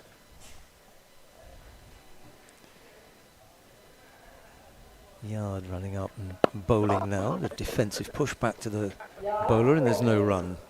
That's another excellent delivery from Yard, just building on the back of his wicket that he took with that Yorker delivery. He's very tight in on the stumps, bowling wicket to wicket, not giving Dwayne Cockburn any room outside your stump to swing those arms. There is a deep cover, long off, long on, mid-wicket and backward square on the boundary, the 5 out in the deep. That one's outside the off stump, but within the boundary, so a dot ball. Dwayne is having a conversation with umpire Laborde. He's just gesticulating. Yard not to get involved. Just get back to your mark. Leave it. Just take your dot ball and get on with it. Bowls again. Well, I wonder if he got anything on that. But that's gone very, very quickly past the keeper and then down to the boundary. Well, the bowler being punished there for an excellent delivery. So one of his Yorker deliveries that gets past the batsman, it gets past the offside, the off stump, and beats the wicket keeper as well, who got a glove on it, the left glove, just that pocket off the left glove, but he couldn't stop the pace on the ball, and it went all the way into the boundary for 4. So a rare boundary again in the innings, in this total of 64 now for 4. And he didn't get anything on it, so it's 4 byes. There's Yard again. He bowls. And it's just tucked into the onside. He's not going to throw it because there was a collision mid-pitch. Yard and Cockburn. Handshakes all round, or at least back slaps all round, and the fielder didn't shy at the stumps. He realised that there'd been a collision. Very sporting. Oh, most definitely from Simpson there, not to throw the stumps down. He was just worried about the batsman as well, just to ensure that he was okay. Yard running in now and bowls. Again, a little kind of slap down the ground rather than, the traditional drive. Yeah, no high elbow involved in that shot at all, but Redhead gets off the mark. And he rehearses the shot, but it's a different shot from the one that he played.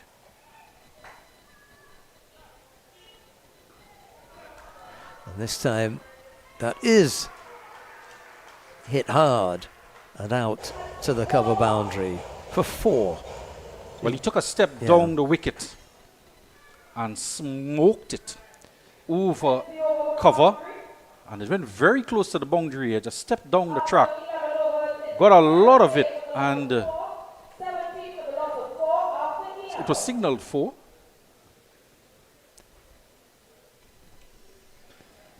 Yard over comes to an end. 65 or 66. No, 70.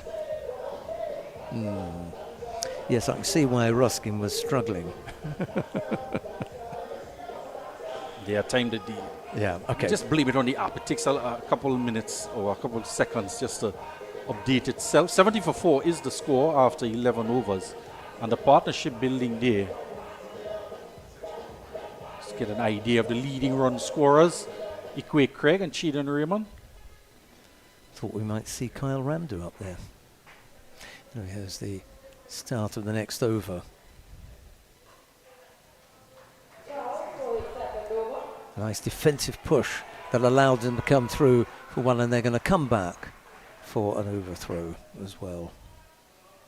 You can't really blame Kedu for having a shy there with 4 wickets down. Wants to get another wicket.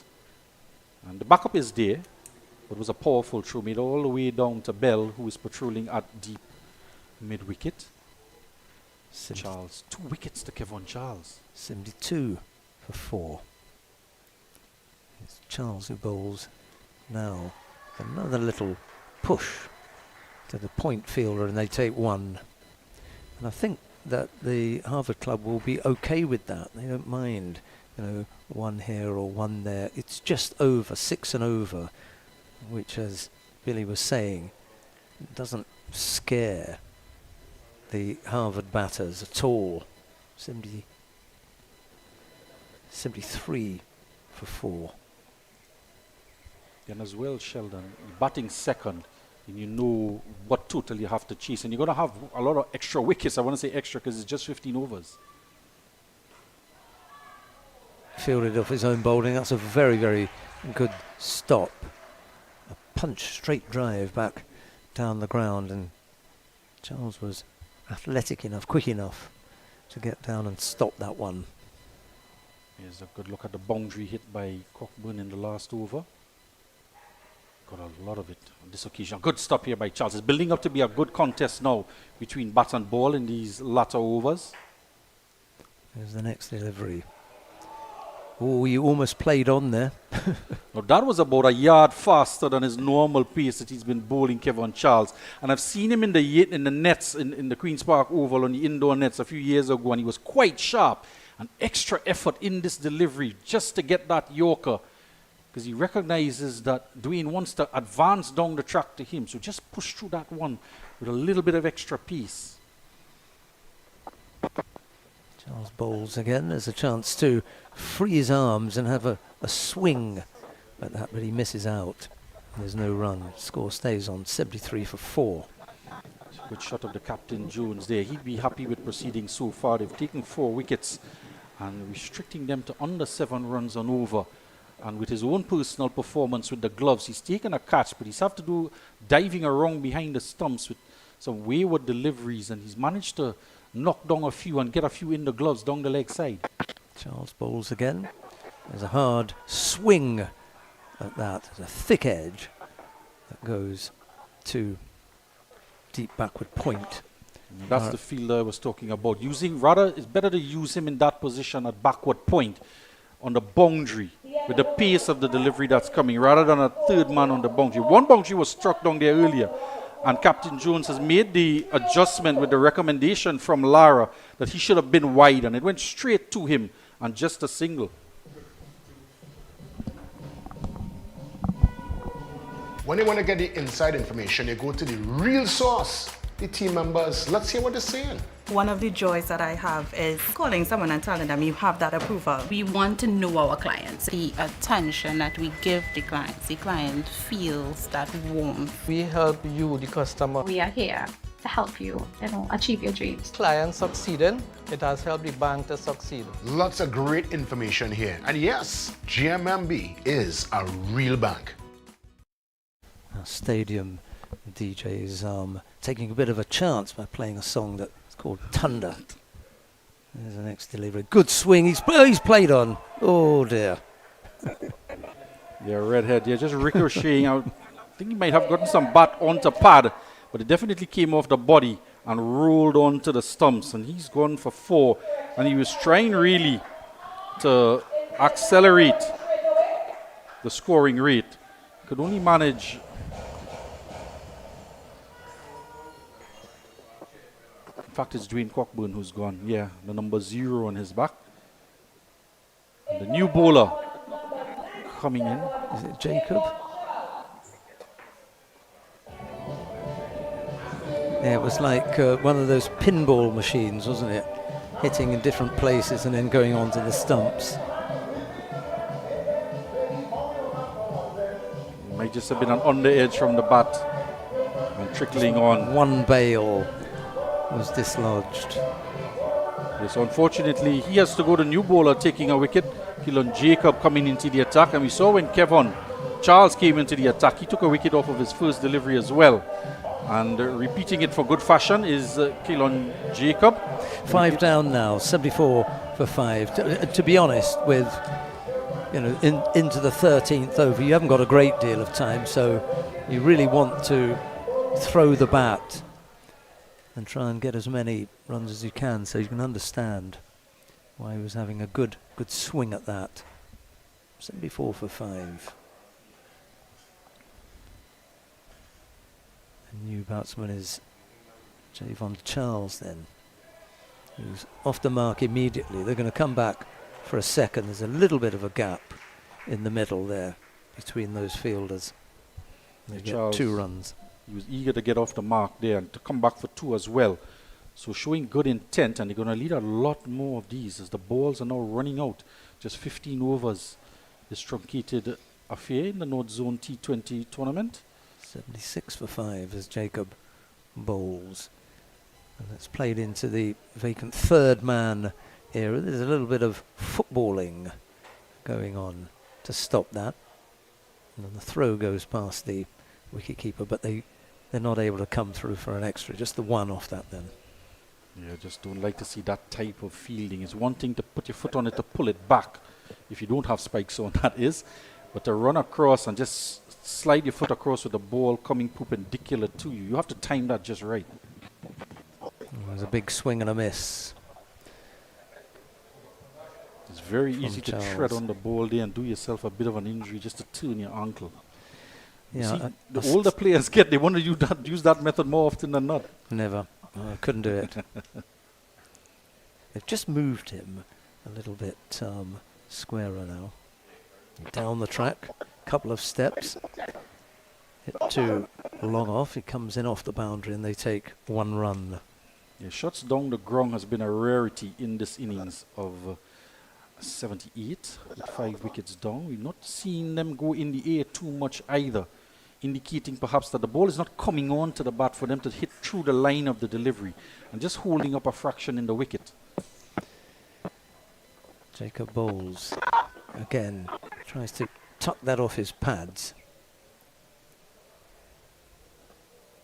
And it's wide. He doesn't actually make any contact with it.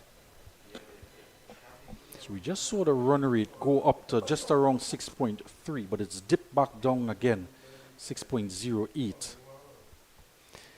Yeah, it's not going to scare the Harvard club, is it? Really need to put some runs on the board here. And there have been so many, hits and contact with the ball that just haven't gone in the areas where the shot was intended. End of the over. 81 for 5. And just might indicate a slowness in the pitch as well, because they're playing a bit too early through the line of the shot. So they're not quite timing it. And it's been coming off outer portions of the bat. It's been coming up high off the bat as well, which could explain why we saw Cleveland Frederick struggle so much earlier on, when it would have been damper out there in those conditions with the pitch and being covered for about an additional 45 minutes before the start of play. So we could very well put down the low score to that factor, but we've had good weather since. There are some blue in between the white sky, the white clouds we've seen in the distance, which is a good sign, which would also indicate that the pitch would dry out a bit more. Yes, batting second. Yeah, the best over of the innings was that over that went for 12. We also saw the loss of a wicket in that over.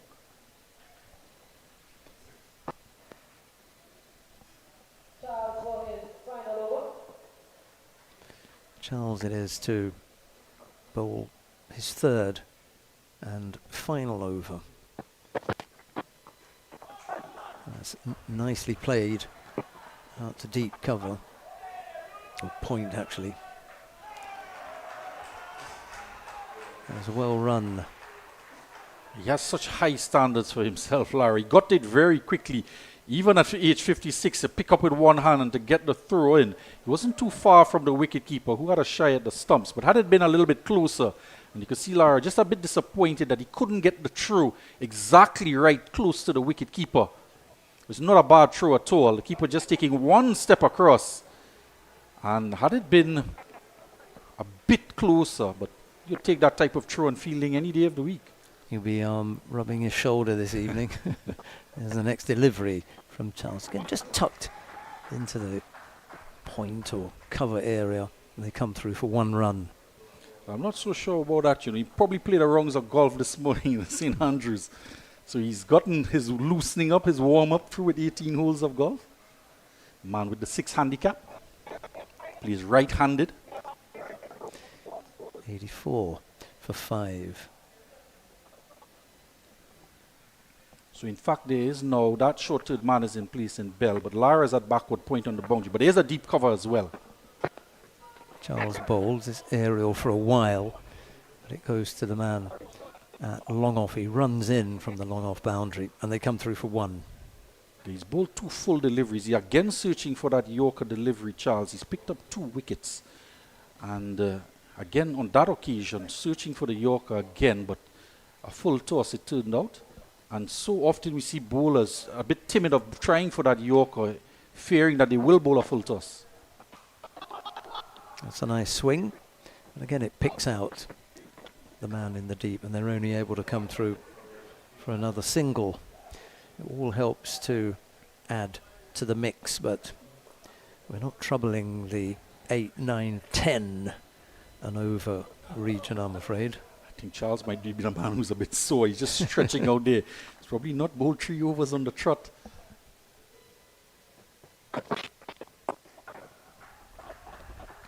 Lara it is who feels that almost in the deep backward point area, that's where they've put him at the moment, and he's still finding the ball. He's been in the game a little bit, hasn't he?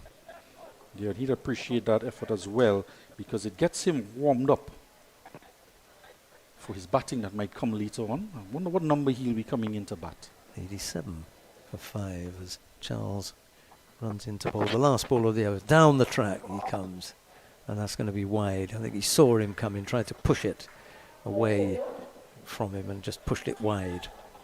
88 for 5, and we'll just bowl that one again. Yeah, you want to finish off well here, Charles, to try and cement the position that his team is in. But he saw the batsman advancing down the track. Redwood was it, so he pushed it wide. It was a bit too wide on that occasion. That's a good swing, and that will go all the way out to the deep extra cover boundary for 4. He just smacked it past Ravi Kaidu there at extra cover.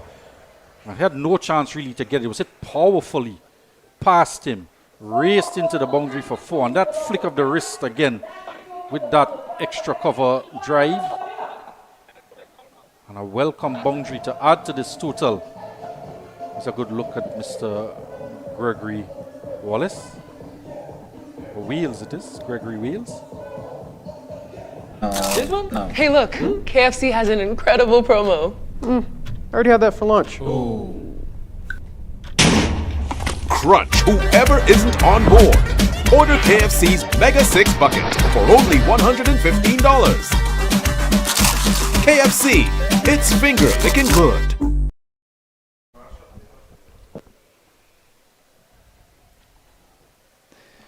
Last over then, nice swing. It's up in the air, man's under it. He got turned round and ended up dropping it. He's going to be run out here, I think he's going to have to go. Yeah, Laborde's had a look at it and decided that was out. Put the finger up in the end. They're trying to pull it into the onside, and again not coming through the ball, and the top edge of the bat skied it up in the air. He was trying to scoop it. The ball didn't rise too much off the pitch either. And Simpson coming around, trying to take a catch over his shoulder, which is a very difficult method of catching. But couldn't take the catch, but the throw was spot on. And an easy run out in the end. And another wicket falls now. The 6th wicket down. And Jacob, despite not getting the wicket with the catch, the wicket still falls nonetheless. And Redhead is the man who goes for 14. Devon David, I think it is, who's coming out to the middle now. But you can have a dash now. You're in the last over, so everything that you can get, you need to take. Fans certainly enjoying themselves in the stands. And the crowd continues to build. There's the next delivery. And that one's going to get past the man. He was in short. And that's gone for 4. Really valuable runs here. Once it went past him, Sheldon, he was never going to catch up with it.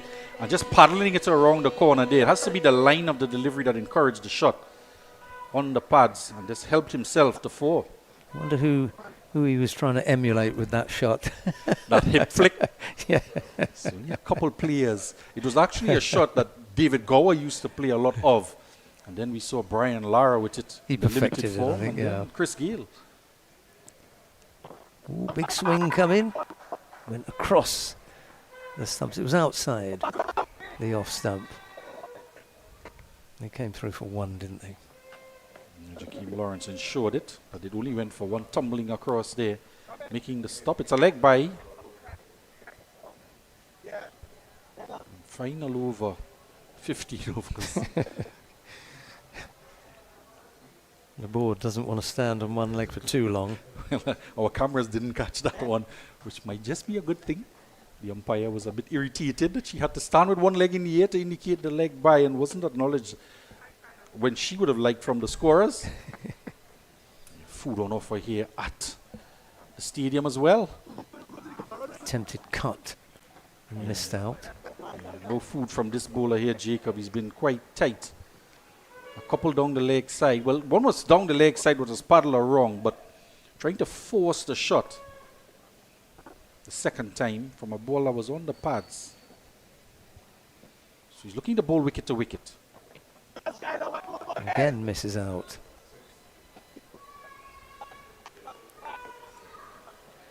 And that was the last delivery of the innings. We just missed the... I was wondering if that one was going to be called a wide by the umpire. I did see he was bowling wicket to wicket, but pushed the last ball very wide outside the off stump. Candice Laborde indicating that that was well within the line, and we just have to wait for confirmation, Sheldon, of the final score. Yeah. I just get the feeling that it's not going to be a score that will trouble the Harvard club. And because of the nature of chasing a score where you know what you're looking to do, I think they'll be much more comfortable going in to the dressing room here than the Ebony Sports and Cultural Club. We have a good look at some of the highlights here. First wicket to fall, that of Ramdean Turner, was the man who went. And a rare boundary in the innings. We didn't see too many of those. I make it just about 4 boundaries in the innings. Here's Frederick putting one away on the onside. Frederick, who went for 19 off of 26. It was difficult batting early on. This is Lacario, who was out for 16 off of 19. A good Yorker from Andre Yard. And this one was a skyer taken by Cressy at backward point. And that was the wicket of Frederick, who eventually was dismissed. And the second boundary of the innings there. Good shot through backward point for 4. And I make it just about 98 runs required for victory. We'll get confirmation from the scorers. This was the wicket of the first delivery from Devon Charles when he got the ball in his hand. Another boundaries. That was the 4th wicket of Bab that fell for 60. And the 5th wicket fell on 74 in the 12.1 overs. It was the first ball of the Jacob over as well that picked up a wicket. And then the 6th wicket fell in the after 14 overs, the final ball of the 14th over with the score 92. 1 boundary in the final over. And there was a couple twos and a single as well. So I make it just around 98 runs that would be required from the Harvard club. And the projected total for much of the innings has been in the 90s. And they started off after the power play. And the score was 28 for 1. So they've just been hovering around 6 runs or so per over. And they just finished over 6 runs and over, which would be the required rate for the Harvard club. With the man and the likes of Brian Charles Lara in their lineup, they would be favouring themselves, Sheldon. Yeah, I think there's just not enough runs on the board to trouble the Harvard club. And we'll give you the exact figure that they're going to have to chase down. I think it actually just snuck over the 100 mark. I was listening to the stadium announcer and they were just saying 100, and it could be 1, so it could be 102 that they will chase down when they return for the innings of the Harvard club. We're going to take a short break.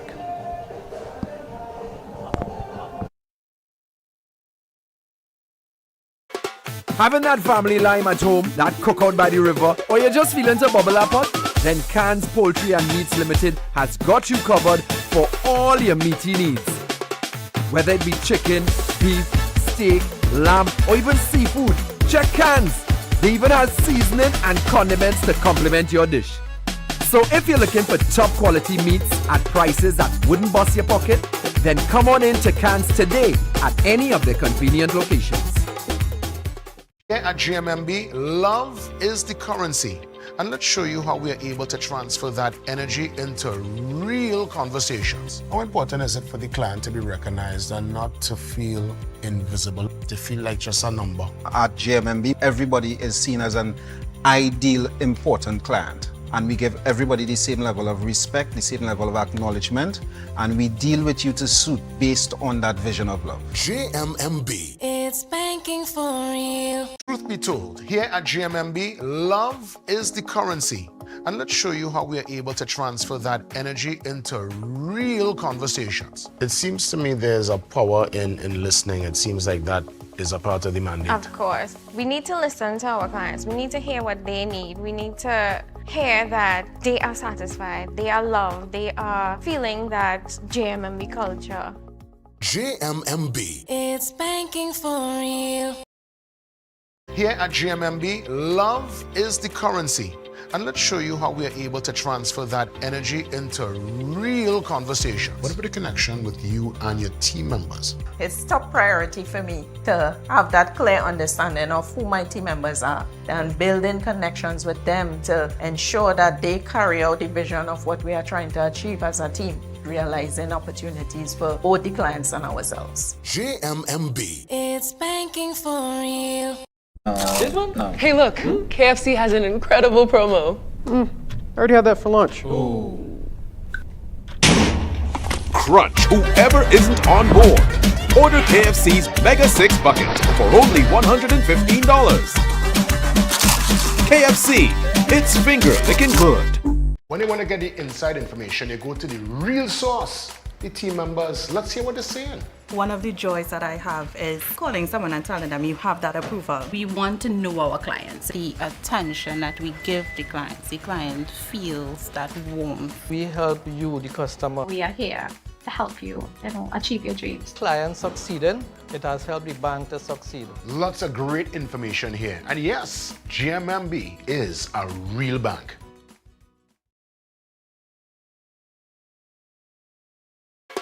Having that family lime at home, that cookout by the river, or you're just feeling to bubble up pot? Then Cans Poultry and Meats Limited has got you covered for all your meaty needs. Whether it be chicken, beef, steak, lamb, or even seafood, check Cans. They even have seasoning and condiments to complement your dish. So if you're looking for top quality meats at prices that wouldn't bust your pocket, then come on in to Cans today at any of their convenient locations. Here at GMMB, love is the currency. And let's show you how we are able to transfer that energy into real conversations. How important is it for the client to be recognized and not to feel invisible, to feel like just a number? At GMMB, everybody is seen as an ideal, important client. And we give everybody the same level of respect, the same level of acknowledgement, and we deal with you to suit based on that vision of love. GMMB. It's banking for real. Truth be told, here at GMMB, love is the currency. And let's show you how we are able to transfer that energy into real conversations. It seems to me there's a power in listening. It seems like that is a part of the mandate. Of course. We need to listen to our clients. We need to hear what they need. We need to hear that they are satisfied, they are loved, they are feeling that JMMB culture. GMMB. It's banking for real. Here at GMMB, love is the currency.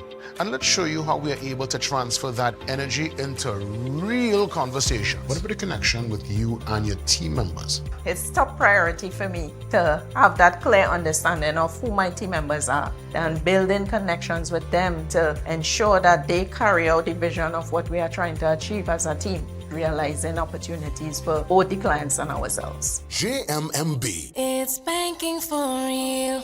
This one? No. Hey, look, KFC has an incredible promo. I already had that for lunch. Crunch whoever isn't on board. Order KFC's Mega 6 Bucket for only $115. KFC, it's finger licking good. When you want to get the inside information, you go to the real source. The team members, let's hear what they're saying. One of the joys that I have is calling someone and telling them you have that approval. We want to know our clients, the attention that we give the client feels that warmth. We help you, the customer. We are here to help you, achieve your dreams. Client succeeding, it has helped the bank to succeed. Lots of great information here. And yes, GMMB is a real bank. Having that family lime at home, that cookout by the river, or you're just feeling to bubble up pot? Then Cans Poultry and Meats Limited has got you covered for all your meaty needs. Whether it be chicken, beef, steak, lamb, or even seafood, check Cans. They even have seasoning and condiments to complement your dish. So if you're looking for top quality meats at prices that wouldn't bust your pocket, then come on in to Cans today at any of their convenient locations. Here at GMMB, love is the currency. And let's show you how we are able to transfer that energy into real conversations. How important is it for the client to be recognized and not to feel invisible, to feel like just a number? At GMMB, everybody is seen as an ideal, important client. And we give everybody the same level of respect, the same level of acknowledgement, and we deal with you to suit based on that vision of love. GMMB. It's banking for real. Truth be told, here at GMMB, love is the currency. And let's show you how we are able to transfer that energy into real conversations. It seems to me there's a power in listening. It seems like that is a part of the mandate. Of course. We need to listen to our clients. We need to hear what they need. We need to hear that they are satisfied, they are loved, they are feeling that GMMB culture. GMMB. It's banking for real. Here at GMMB, love is the currency. And let's show you how we are able to transfer that energy into real conversations. What about the connection with you and your team members? It's top priority for me to have that clear understanding of who my team members are and building connections with them to ensure that they carry out the vision of what we are trying to achieve as a team, realizing opportunities for both the clients and ourselves. GMMB. It's banking for real. This one? No. Hey, look, KFC has an incredible promo. I already had that for lunch. Crunch whoever isn't on board. Order KFC's Mega 6 Bucket for only $115. KFC, it's finger licking good. When you want to get the inside information, you go to the real source. The team members, let's hear what they're saying. One of the joys that I have is calling someone and telling them you have that approval. We want to know our clients, the attention that we give the client feels that warmth. We help you, the customer. We are here to help you, achieve your dreams. Client succeeding, it has helped the bank to succeed. Lots of great information here. And yes, GMMB is a real bank. Having that family lime at home, that cookout by the river, or you're just feeling to bubble up pot?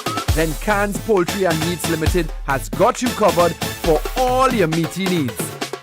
Whether it be chicken, beef, steak, lamb, or even seafood, check Cans. They even have seasoning and condiments to complement your dish. So if you're looking for top quality meats at prices that wouldn't bust your pocket, then come on in to Cans today at any of their convenient locations. Here at GMMB, love is the currency. And let's show you how we are able to transfer that energy into real conversations. How important is it for the client to be recognized and not to feel invisible, to feel like just a number? At GMMB, everybody is seen as an ideal, important client. And we give everybody the same level of respect, the same level of acknowledgement, and we deal with you to suit based on that vision of love. GMMB. It's banking for real. Truth be told, here at GMMB, love is the currency. And let's show you how we are able to transfer that energy into real conversations. It seems to me there's a power in listening. It seems like that is a part of the mandate. Of course. We need to listen to our clients. We need to hear what they need. We need to hear that they are satisfied, they are loved, they are feeling that JMMB culture. JMMB. It's banking for real. Here at GMMB, love is the currency. And let's show you how we are able to transfer that energy into real conversations. What about the connection with you and your team members? It's top priority for me to have that clear understanding of who my team members are and building connections with them to ensure that they carry out the vision of what we are trying to achieve as a team, realizing opportunities for both the clients and ourselves. JMMB. It's banking for real. This one? No. Hey, look, KFC has an incredible promo. I already had that for lunch. Crunch whoever isn't on board. Order KFC's Mega 6 bucket for only $115. KFC, it's finger licking good. When you want to get the inside information, you go to the real source, the team members. Let's hear what they're saying. One of the joys that I have is calling someone and telling them you have that approval. We want to know our clients, the attention that we give the client feels that warmth. We help you, the customer. We are here to help you, achieve your dreams. Client succeeding, it has helped the bank to succeed. Lots of great information here. And yes, GMMB is a real bank. And ready to get underway with the innings of the Harvard Club. It's the much awaited innings of Harvard Club because everyone is on the edge of their seats waiting to see Brian Lara bat, including Billy Furlong. Billy, what are you waiting to see? Well, I just enjoy seeing good cricket, All right. but having Brian Charles Lara here is just icing on the cake. You want to see a good game, you want to see competitive cricket, you want to see players performing at the best of their ability, showcasing their strengths. And when you have added bonuses of former international players of such repute, it's like, sometimes it's just like chalk and cheese. This is the batting card, and the top score of 19 from Cleveland Frederick off of 27 deliveries. Jonathan Locario, who tried to add impetus to the innings, 16 off of 20. And Dominic Redhead, he was unfortunately run out, coming back for a second. He scored 15 off of 11. And that man, Kevin Charles, he was the pick of the bowlers, 2 for 19. And the opening bowler, Jerome Simpson, none for 12, Sheldon. It wasn't a bad effort from him. Yeah, that was a good one. And you always hope that you're going to be able to tie the opposition down and minimize any damage that they may do with the bat. That was very well done by the Harvard Club. However, I think the Ebony Sports Club really didn't do themselves any favours. There were a few singles missed out, and they never got the ball over the boundary or to the boundary with enough to do. Big partnership. Yeah, 49 runs or 42 deliveries between Locario and Frederick. And I suspect the 26 extras might have been a big chunk of that partnership as well. But clearly a significant contributor to this total, almost half. That partnership actually was runs ahead of balls. So it was the only time when it was the only highlight for them, to be honest. Well, let's see what will happen when we get underway with the innings of the Harvard Club. The two batsmen are making their way out. I think it's the captain, Kwesi? Keegan Jones and Keegan Jones. Johannes Kwesi, the two opening batters for Harvard. And they want to get a good foundation. It's a truncated game, Sheldon, 15 overs and just 5 overs of power play. So surely they would want to try and score as many runs as possible. And huge weight on the shoulders of the Harvard captain, Jones, with the glove, captain of the team, and now opening the batting. Yeah, those three things would normally be a very heavy, as you say, a very heavy weight to carry, a very heavy load. However, given that you have got a truncated game, it's 15 overs, but what you also have is a total that's not going to scare them. It's 101 runs required in 15 overs, and I think that's well within the grasp of the Harvard Club. I think it's Dominic Redhead. It's going to open from the Digger Martin Main Road, and he's about to get underway with his first delivery. Who is it that's facing Jones down it is. there? Good Keegan- look at the captain there, just adjusting Keegan his Jones. gloves. Yeah. He's switching from the keeping gloves now to the batting gloves. There's a slip in place, a backward point. The two fielders out in the deep. It's a deep cover and a fine leg on the boundary. Redhead is the man with the ball in his hand. 15 runs off 11 at the back end of the innings. Then he comes and bowls. Slap to the man at short extra cover. And he put that down. It's actually short, yeah. Where is he moving to? He's having a little bit of a wander. We'll see where he stops and then we'll say where it was.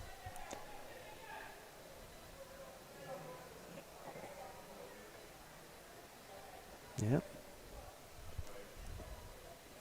Put that one down. It was a good effort, and that's a wide ball. First ball of the innings goes to a man who's in a very, very unusual and a catching position, and it went down. Yeah, and I think it came off the toe end of the bat as well, but it was still powerfully struck. Went straight to Devon David. And he is in quite close there, but did manage to get the throw off at the non-strikers end as well. And this is past the cover fielder. There's a man on the cover boundary. They've really packed this side, and they end up giving just the one away. And almost able to thread a needle through. But there's a man, there's an extra cover, there's a cover, and there's the opportunity. And then he got the throw off. And it wasn't too far. This is a man patrolling the boundary on the cover. Yes, unusual Charles. Setup, isn't it? Yeah, they're almost in a straight line. Just a bit skewed in line with the popping crease. The bowler's popping crease.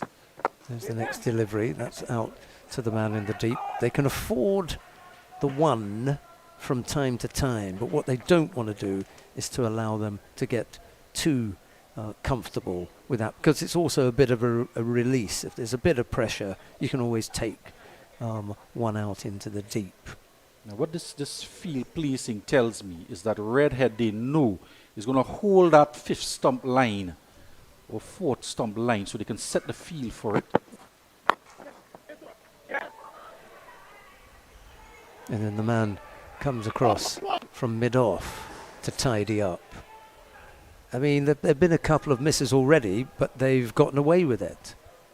Yeah, because the fielders, each one has a backup. Backup, yeah. Yeah, the extra cover has a man either side of him mid-off and then cover. Yeah. And then on the boundary is Charles at cover. And the key to this is holding the line with the ball. If you can put it in the right place, then you've got the men there. This is a good run here. It's very close, and Lucario can't pick it up. And a throw at the non-striker's end. But give the batsman credit, Quissy. It was an early call, Sheldon, and he took off and put pressure on the fielder to try and get there. He was on the back foot, hesitated, but then decided the fielder was deep enough and took off late. Both batsmen, in fact, took off late. And coming into frame, it would have been close. It was who ran in to pick up. But what it tells me about this field placing as well, and if you look at Redhead, it's a perfectly upright seam he's running up in when he has the ball in his hand. And the release is immaculate as well, so he's definitely bowling with excellent consistency so far. Back at him. Did he get a hand to that as well? Yeah, his hand actually prevented it from going straight in the line of his face. So looking at the hand, it was smoked back to him. Very, very hard. Yeah, that was more protection than an attempted catch. That was the previous. And here is the one we're talking about. Well, let's just say he saved 4. That was it, yeah. But he did well for self-preservation, because it was hit with ferocious power right back at him. 6 without loss after the first over. But what we saw in that over from Redhead, it was a perfectly upright seam, and the field was set for that type of delivery around a 4th stump line or so, outside the line of the off stump. And there was a slip in place as well, a backward point, and there was a deep cover, a cover in the ring, an extra cover and a mid-off. We've got a new man marking out his run-up down at the northern end. I think it might be that man Charles, is it?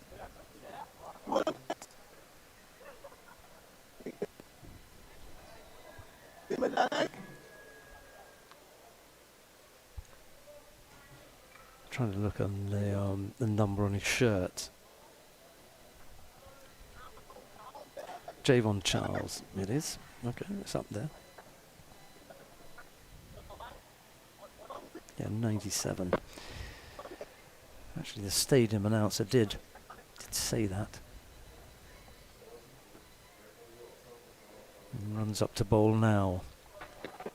Well, a little bit wayward down the leg side, and that'll be wide. And a no ball as well, so it'll be a free hit. Overstepping. Yeah, not what you want to do first up. Down the leg side wide and overstepping as well. And of course the no ball takes precedent, so it's going to be a free hit.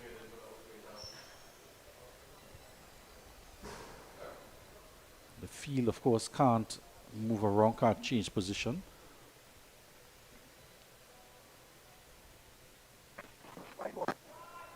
And that's going to be a wide. So the free hit is going to continue. The two fielders out in the deep. Third man on deep cover. But Charles, this is the no ball. Nothing behind the line.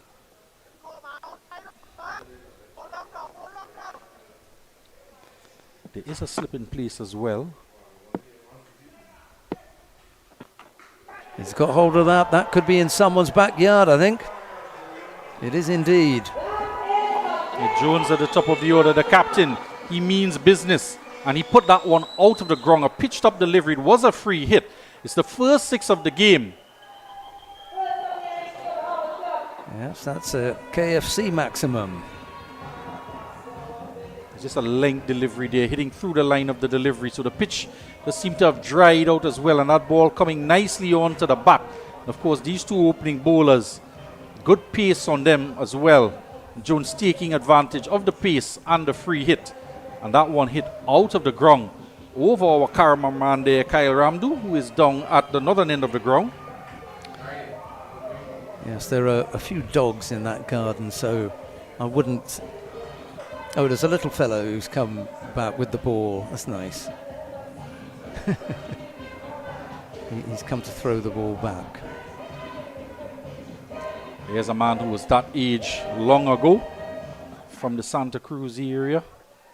Went to Fatima College, played for his school, then Trinidad and Tobago youth teams. Was one of the youngest Trinidad and Tobago under 19 captains, and then West Indies under 19 captain. And all the while he was still playing for his college, Fatima, while he was West Indies under 19 captain. Went on to the senior team. And he spotted up. Might see him next. There he's in discussion with another youngster. There's always the possibility that Keegan Jones and Jans Kwesi will spoil the party and bat through. I would suggest at some point, if they continue batting, you just might see one batsman being asked to retire out. Retire out, yes. And those cries might just come from the fans, not the players out in the middle. Yeah, imagine you're up on 50 and someone says, hey, come out now. A little bit unfair, isn't it? So a very long run up from Javon Charles. A no ball, a wide, and the free hit was hit for 6. Thank you very much to the young man at the northern end of the ground for retrieving the ball. And he's just lingered to have a look at the cricket as well. Charles up to the wicket, bowls now. It's full. And there's a big swing, but it's outside the leg. Yeah, so And it's going to be wide. Not a good start here, Sheldon. Yeah. Some extras, badly lined deliveries. And with a small total, the current run rate is already over 12 in the first over. And we've only had legally one delivery. You sometimes ask yourself just how much of a warm-up and how much practice they've had beforehand when things go so awry. Field changing position here. A man from fine leg now goes to deep mid-wicket. And the square leg moves to backward square. Here's the Harvard flag. 15 without loss, by the way. Already. As Charles bowls. And that's just on the inside edge. And there was enough of it to take it to the boundary. Yeah, the Harvard's flag flying in the stands here. That is exactly where the fielder was moved from and put a deep mid-wicket. And inadvertently coming off the inside portion of the bat. No fault of the bowler on this occasion. It raced along the outfield here, the Diego Martin Sporting Complex. And this over is already, it's going to climb to 14 runs and just 2 legitimate deliveries. 14 runs per over, 19 runs on the board, and we're in the second over. Yeah, it's not looking good, is it? And Charles trying to find some kind of direction. Plays that to backward point, but there's no run. Now when you think about, just reflecting on the first over, a catch went down off the first delivery. Had that catch been taken, it would have been the third over in the game where a wicket fell off the first delivery. And that one would have been the first delivery of the innings. And I don't want to call the other opportunity for a catch because it was smacked back, get behind the line of the ball and fashion shots on the onside, tug it around. And he ran well. Yeah, exactly. He worked. He was looking for twos, ran the first one hard. He was calling for the singles as well. Charles bowls again. Played from deep in the crease, just tucked around from a ball that was just getting up around maybe rib cage height, but there was a fielder at square leg and there's no run. Kadeem Roberts there at backward square. He's the Backward lone square, man there because the other man is miles away from him at deep mid-wicket. So he has a lot of ground to cover. So he's staying right back on the 30-yard circle. But he was very quick in there to prevent a single with that shot turned on the onside. This time it's away from that man and it goes into the gap. Lucario runs to pick up, but they take a single off that one, and at the end of over number 2 it's 21 without loss. Having that family lime at home, that cookout by the river, or you're just feeling to bubble up pot? Then Cans Poultry and Meats Limited has got you covered for all your meaty needs. Whether it be chicken, beef, steak, lamb, or even seafood, check Cans. They even have seasoning and condiments to complement your dish. So if you're looking for top quality meats at prices that wouldn't bust your pocket, then come on in to Cans today at any of their convenient locations. So 21 without loss. Going along nicely are the Harvard club. They've had a couple of lusty blows, one of which went into someone's backyard for 6. Not quite as high as that picture is suggesting as the next delivery. There's another big blow. It's going to go over the head of Lucario. It's a bit of a chase for him, but he's pretty quick. And he puts in a good throw back to the keeper. They take 1 run. Yeah, that one just pulled out the sand wedge there, just chipped it over the head of mid-on. It plugged a bit in the outfield and just the single. A mixed bag that over from Charles. Went for 15 runs, had 3 extras, 2 wides and a no ball, a 6 and a 4. Redhead bowls again. It's getting down towards Lucario. Picks up with one hand, throws at the stumps. It's good backing up, not just from the bowler behind the stumps, but another fielder in there as well. He's a useful little player, isn't he, Well, Lucario? I tell you what, Sheldon, the keeper who was opening the batsman, the captain, took very long to get down to that non-striker's end. It was good work by Lucario, and then recognizing that he was slow, he got the throw back in. Redhead bowls again. That's a beautiful looking drive.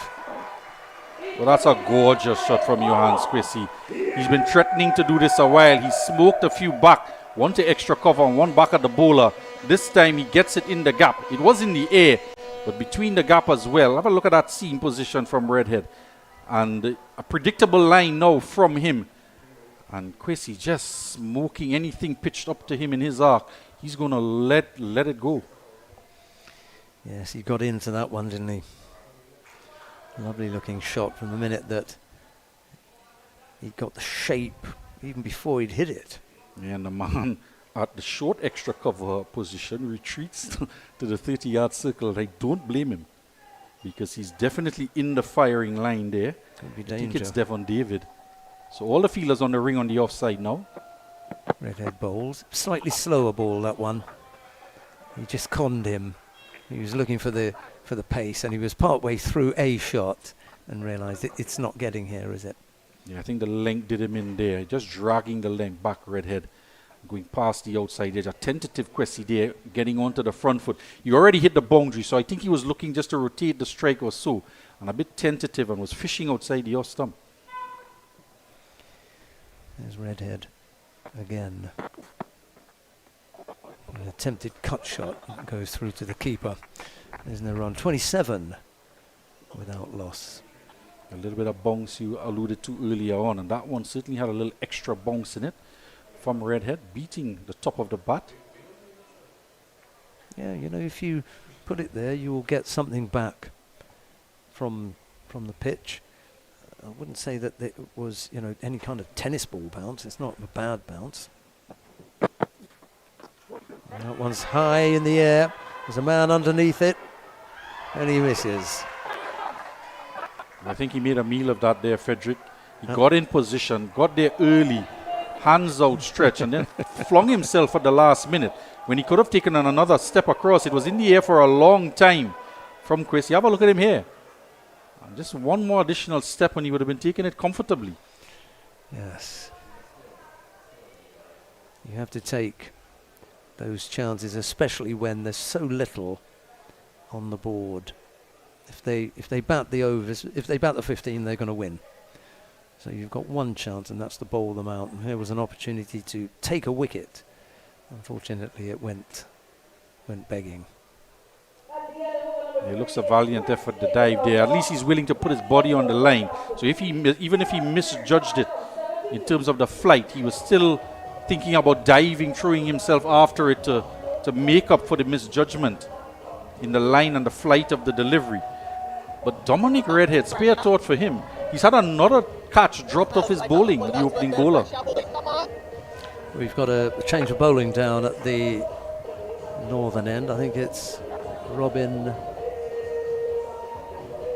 Ramdeen, I think. Let's see if the scorers agree when they come up with the name. I think it is. Kadeem Roberts. Is it? All right. I thought it was 4. Oh, wrong one. Sorry, wrong team. So Charles coming out of the attack after that first expensive over for 15 runs he conceded. The right number and the wrong team. Oh, we should have lost that. On the full, he just patted it back to the bowler. Chance to put that somewhere over on the, as you say, cow corner. No, that's going to go. It's a nice looking shot. And even though we've had a little bit of drizzle and it may have slowed up a little bit, not enough to stop it from going to the boundary. Every time that they've played here, we've had good value for shot. You hit something along the ground with any kind of power and you're going to find the boundary. Yeah, and Kwesi looking to take advantage of conditions now. The sun is out in all of its glory. Half the ground, just about half the ground is bathed in sunshine. And the sun setting in the distance, allowing to cast a shadow over the ground. From the stands here, the Diego Martin Sporting Complex. Here's the next delivery. Whoa! He went back to one that he should have stayed forward to. And ends up getting bowled. Yeah, he's going for 13. He was playing back, as you mentioned, a ball that he could have been forward to, but he's looking to be attacking and aggressive, Kwesi. And he's trying to work it in the onside or just tap it down the ground. Yeah, I think he was caught between the two, and the ball crept through between bat and pad. He's lost his wicket. It was a bit short. It didn't get up at all. And I think he was deceived for the height.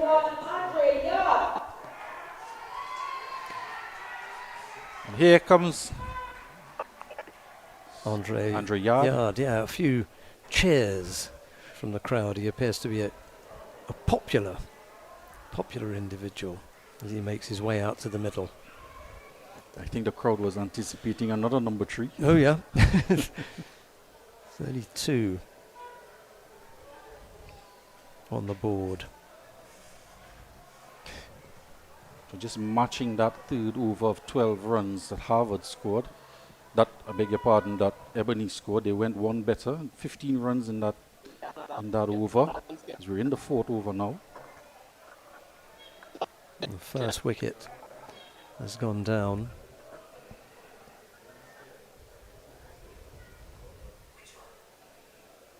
And if you do have a pitch with variable bounce when the spinners are operating, you want to be on your front foot more often than not. Kill that. It's gone straight to the field. That's the second one that they've missed out on, really. You can't keep Lucario out of the action. Wherever he goes, the ball seems to follow him. Any position. That one should go as well. It's gone past the men in the 30 circle. Nice dive. A little bit of confusion. Yeah, Yard was just yelling at his captain to come for 2, but clearly he's winded, the captain Jones, and it's difficult. It was very humid when he was wicket keeping, and with the gloves on, we saw him puffing as well at times. He had a lot of work to do behind the stumps, diving around, especially down the leg for 26 extras in the innings, and he's come out to bat, and he's looks a little bit jaded. He might want to call himself out. And let someone else come and have a bat. He probably hasn't had his KFC just yet. 33 for 1. Attempted sweep. You're right, he doesn't look 100%, does he? He laboured to get back up to his feet and leg by after that attempted sweep shot. And he doesn't look well. Yeah, he's just hunched over there a bit. We did mention that we might see a batsman being retired out so we can get the Brian Charles Lara at the crease, but not under such circumstances. Here at GMMB, love is the currency.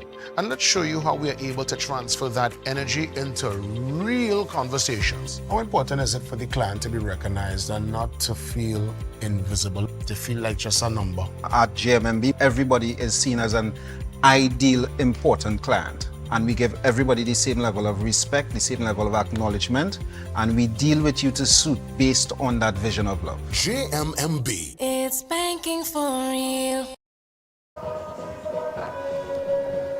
34 for 1 after 4 overs. Do you remember what the Ebony team were when they were after 4 overs? It's going to be a bowling change. Serrett. Tree Serrett is going to come into the attack. So, after the 2 overs of Redhead, he had 3 chances that went to hand, one of which we wouldn't call a drop catch, but 2 that could have been taken.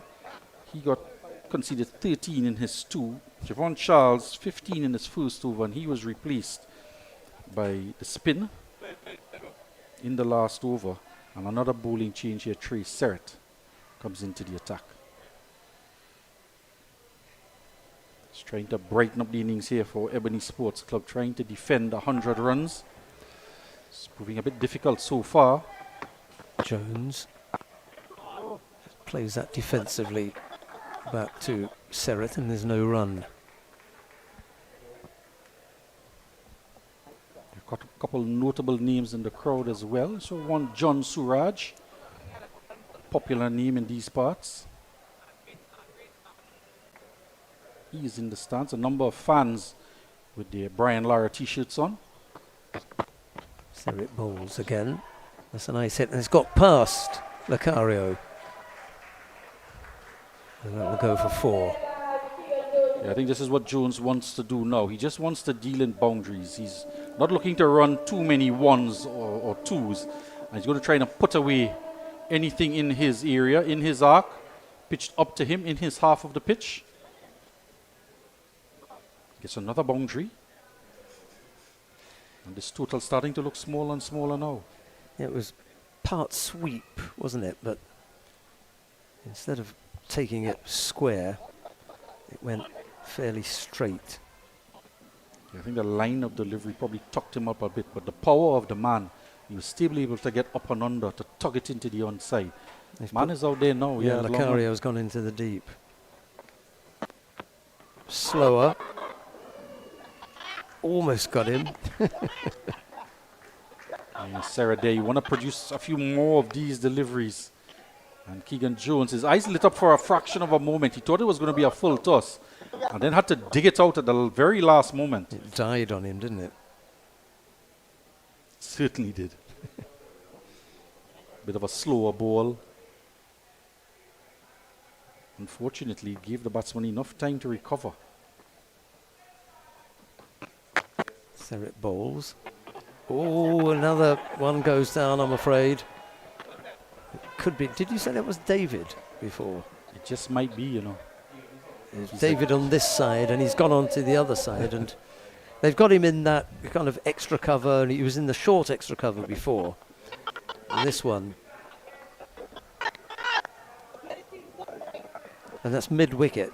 Yeah. Straight mid-wicket, short straight mid-wicket. Yeah, the last time he was at short. Short cover, short extra cover. This time they brought him on the other side and put that one down as well. You won't miss this one. Bobbled a little bit. It just reared its head and spat at him there as he went down to field it.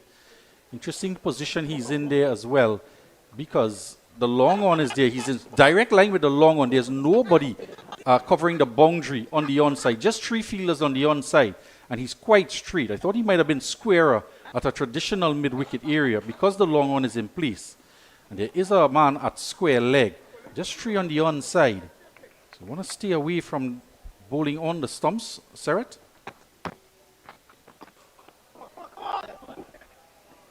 It's played down to mid-off. They come through for 1 run. I think David is saying that he can't see. He was asking for a cap because he's looking into the sun from that fielding position. 40 for 1 after 5. So they're up with the run rate. They're above the required run rate. And it's not a bad start here with Keegan Jones on 20 off of 15. And Yard looking to be positive. He's been on the front foot, stroking balls along the ground, getting in line. It usually takes a while before it becomes run a ball, but because the score was not that great, we're already just about there, 60 or 61 I think it is. Well, the Special Olympics Committee of Trinidad and Tobago is always looking for new athletes, and we do have one budding athlete there in the stands. No doubt. The team from the Special Olympics Committee of Trinidad and Tobago. Just want to keep an eye on the youngster. Always looking for new athletes.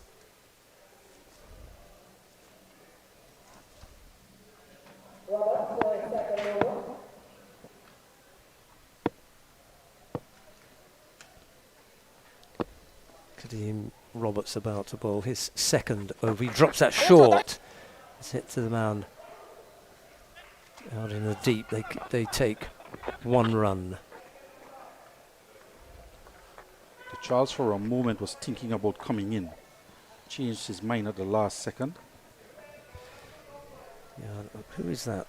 Deep mid-wicket. Charles, Javon Charles, Javon the opening Charles. bowler. Yeah.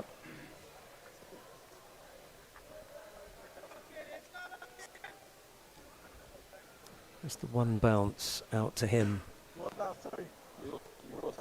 And I don't think we're going to see quick singles, are we? Keegan Jones is not, I think, going to be interested in a quick single. Big swing. It's going to be another one bounce or a couple of bounces. Charles runs round to his left to pick up, and they take one run. The score goes on to 42 for 1. So 40 for 1 in the power play completed.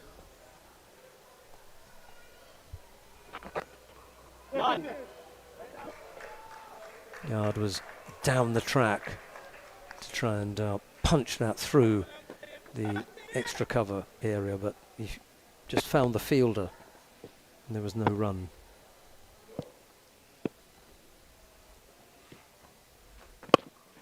And this time he plays it defensively back to the bowler. There is another man there who's lurking and helping him out with the fielding duties. He's quite straight, isn't he?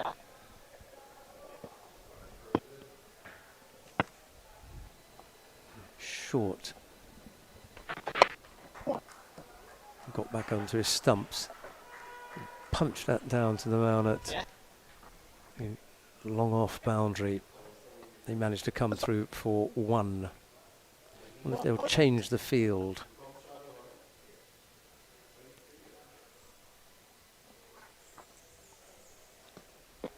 Sort of shortish mid-off. Odd position.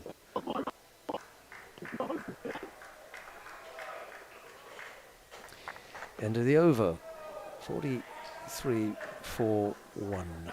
Another bad over from Kadeem Roberts. Just 3 runs in the over. Truth be told, here at GMMB, love is the currency. And let's show you how we are able to transfer that energy into real conversations. It seems to me there's a power in listening. It seems like that is a part of the mandate. Of course. We need to listen to our clients. We need to hear what they need. We need to hear that they are satisfied, they are loved, they are feeling that JMMB culture. JMMB. It's banking for real.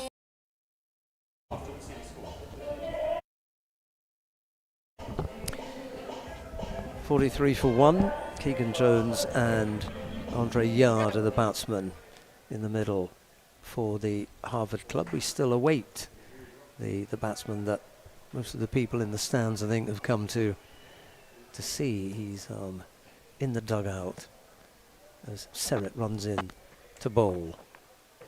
And it's pushed for the man at extra cover. They think about the run. It's underarmed back. A little bit of panic. Opportunity there for a run out. Yard hesitated in the calling, but Jones was eager to get down to the striker's end and almost was caught out. An underarm throw from Frederick. Was heading in for the stumps. This time it's cut hard to Frederick and there's no run. Have a look at Jones, Keegan Jones there, the captain. He's been struggling a bit in this innings with the bat. He did a lot of work with the gloves on, the wicket-keeping gloves, that is. Yeah,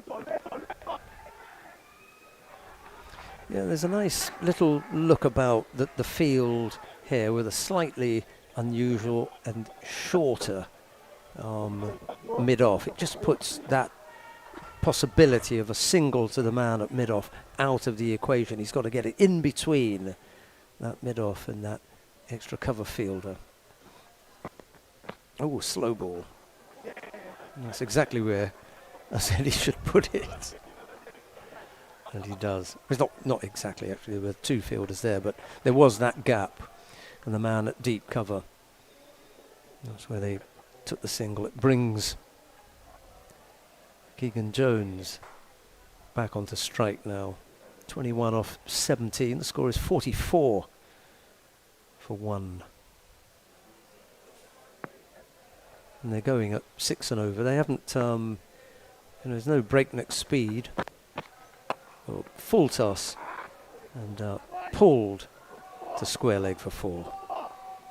Yeah, I was about to talk about how good the bowling of Serrett has been. He's just conceded 7 runs in his 10 deliveries, and now he's bowled off rank full toss. Was he trying for another slower ball? Yes, he was trying to bowl that off spinner slower ball, but he has to be very careful because he only has 3 fielders on the onside.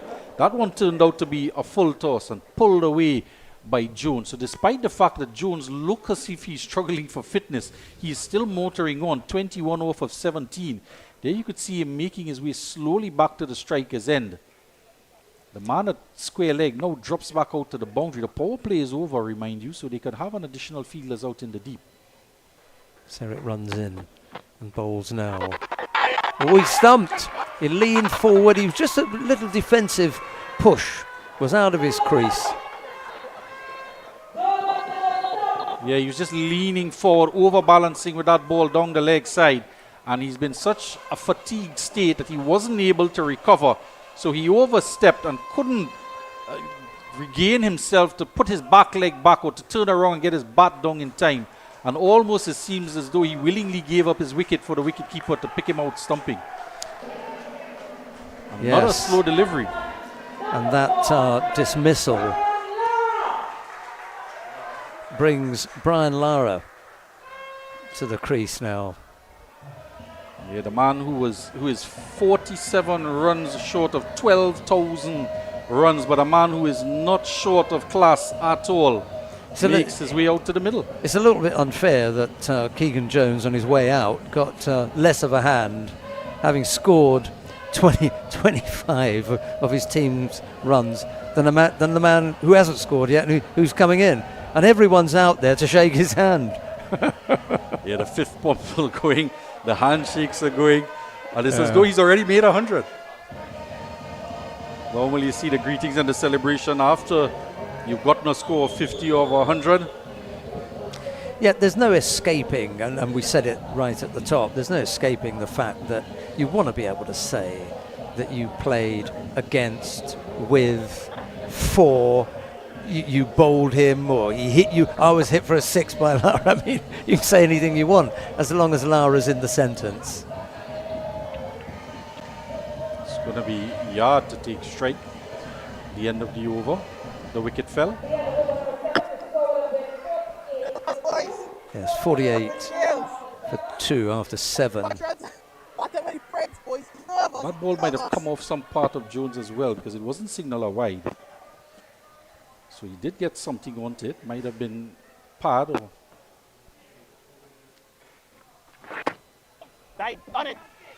Yes, that's going to go. Has to chase this one down. He pulls it in, just inside the boundary. Good chase from a heavily set fellow. And more fans continue to pour in here. Remind you, we have a second game carded, Combined All Stars versus Santa Cruz Sports Club later on, starting at 6:30. Not quite sure if that game will be pushed back a bit because of the delay to the start of this first game. No, we should be okay. It's only 20 past 5 here. Roberts bowls. It's a nice looking shot from Yard. There's a man at deep mid wicket. They take one runner. They wanted, the crowd are saying no run, because they want to see Lara bat. What is going to be the tactics here from Kadeem Roberts against Brian Lara? There's going to be some changes in the field.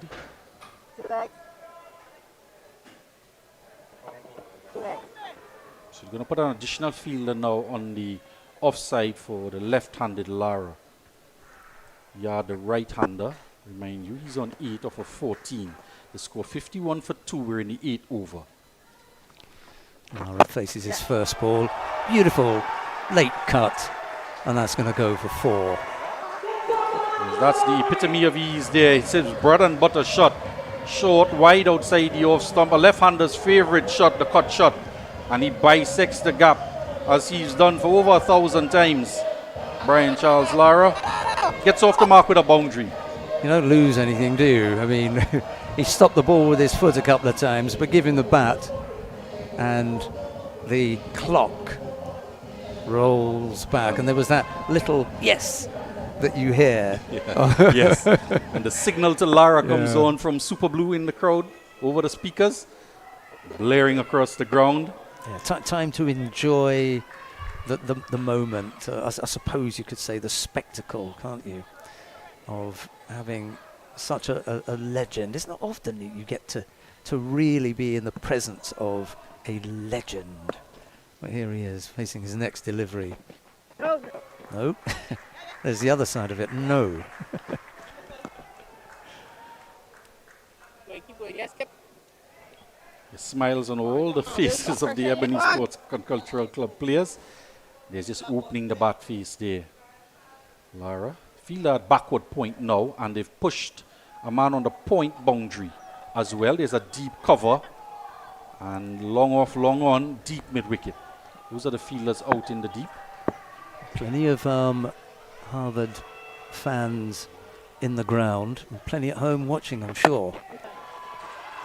It's worked out to the deep. There's a man that comes in from long on, and they take 1 run. The score goes on to 56 for 2. I think the crowd would want a dot ball here from Yard, so they can get Lara on strike for the start of the next over. He's one of the best players of spin bowling the world has seen.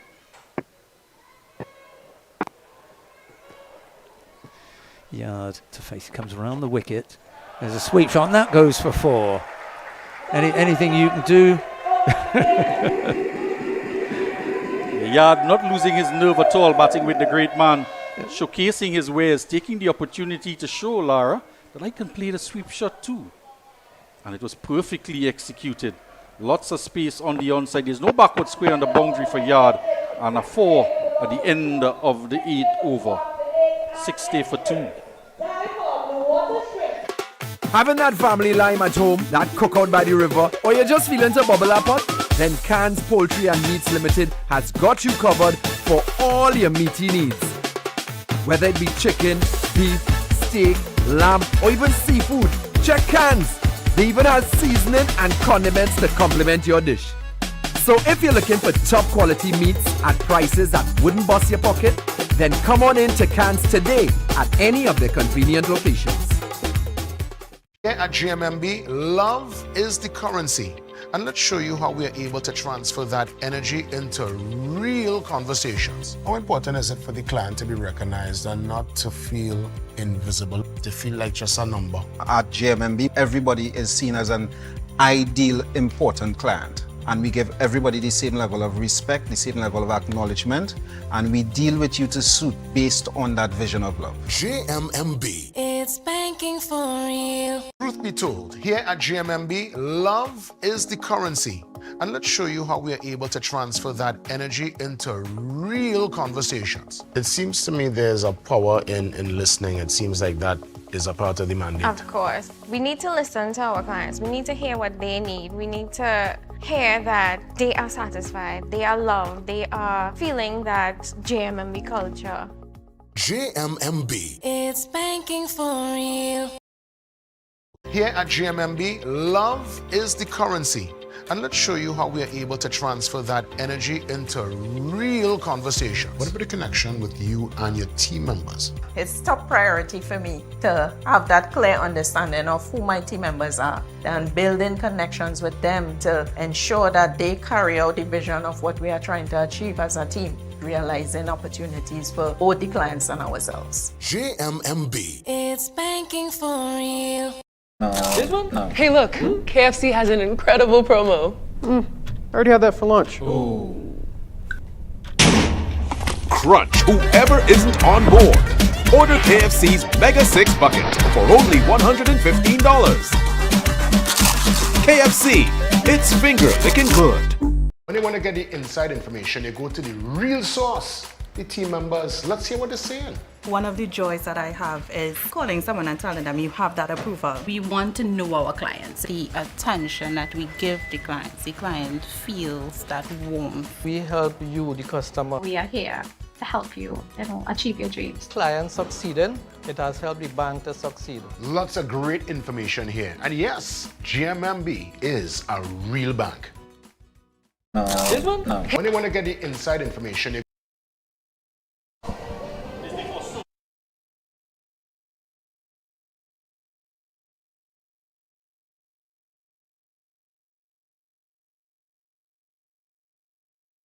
Brian Stadium DJ to play, and as I was saying just before the Blue Water drinks break, quite a few Harvard fans in the stands. There are a few bodies in here, and then you've got plenty watching at home, including the current president of the Harvard Sports and Cultural Club in Trinidad, Brian Lewis. So a big hello to Brian, and I hope that you're well, and if you're not that well, I hope you're getting better. As I look at the batting card as well as the bowling card for the Harvard club. 106 Ebony Sports and Cultural Club posted with 26 extras in that total.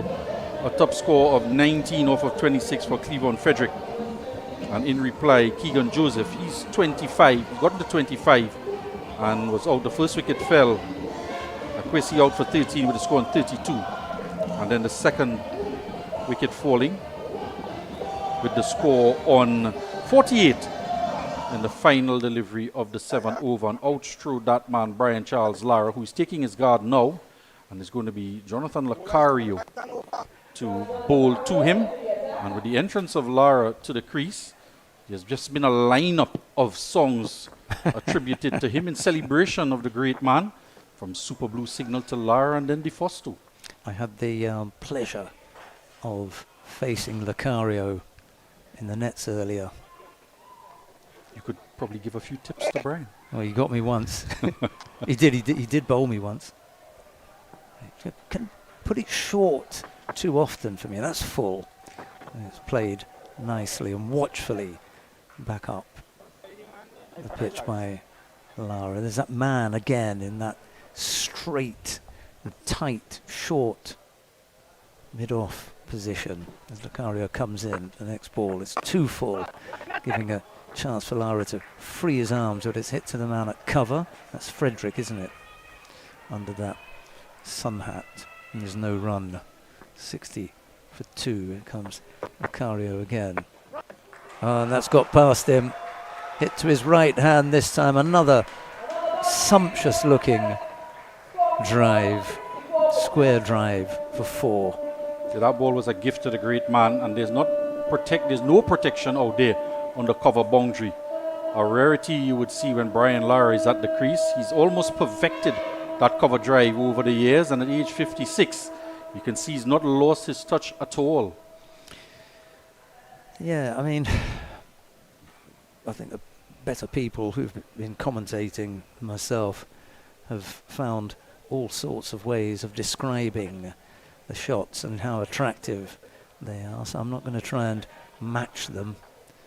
But I don't think he's lost anything in the shape, the way that the shots look. They look really lovely. That's too much. He smacked this one down the ground straight back. It's another full toss. And Lacario offers him up another gift, which he gladly accepts and spanks it down the ground for 4. The leg spinner. And Lara has faced the best leg spinner in the world, the great Shane Warne, and he had no difficulty putting that one straight down the ground for 4. Yeah, just got out of the hand for young Lacario. Give it another go. Pull that one down. That was shorter. The man going to run around in the deep to his right. He picks up now, and they take 1 run. They wanted a 2. Someone in the crowd was shouting for 2. I'm not sure if that was actually a googly delivery or if he just decided to bowl an off break on that occasion, Lucario. I think he gave up on the leg break after he produced 2 full tosses that gifted Lara back-to-back boundaries. Let's go 68 for 2 now. 2 balls to come in the 9th over. There's Lucario again, this time to Yard, and he's given him a little bit too much air. He won't be able to come back for a second. So Yard steals the strike at the end of the over. It's 69 for 2.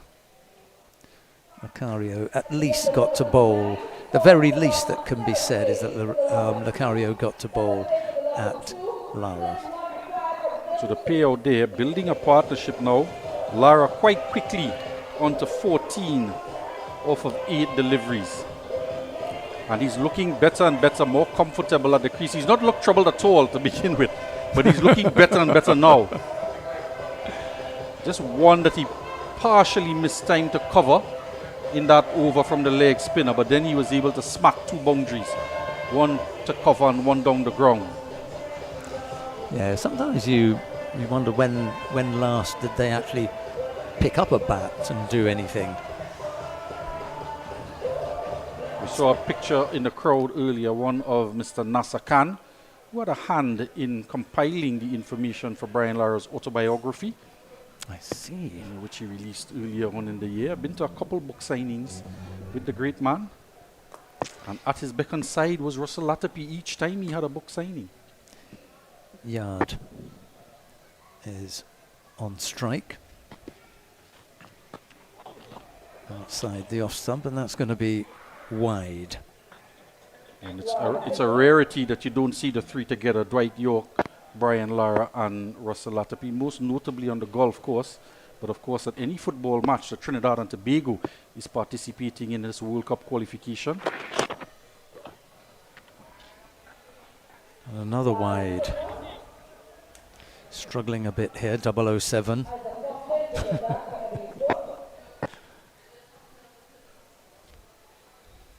That's Isaac Foster.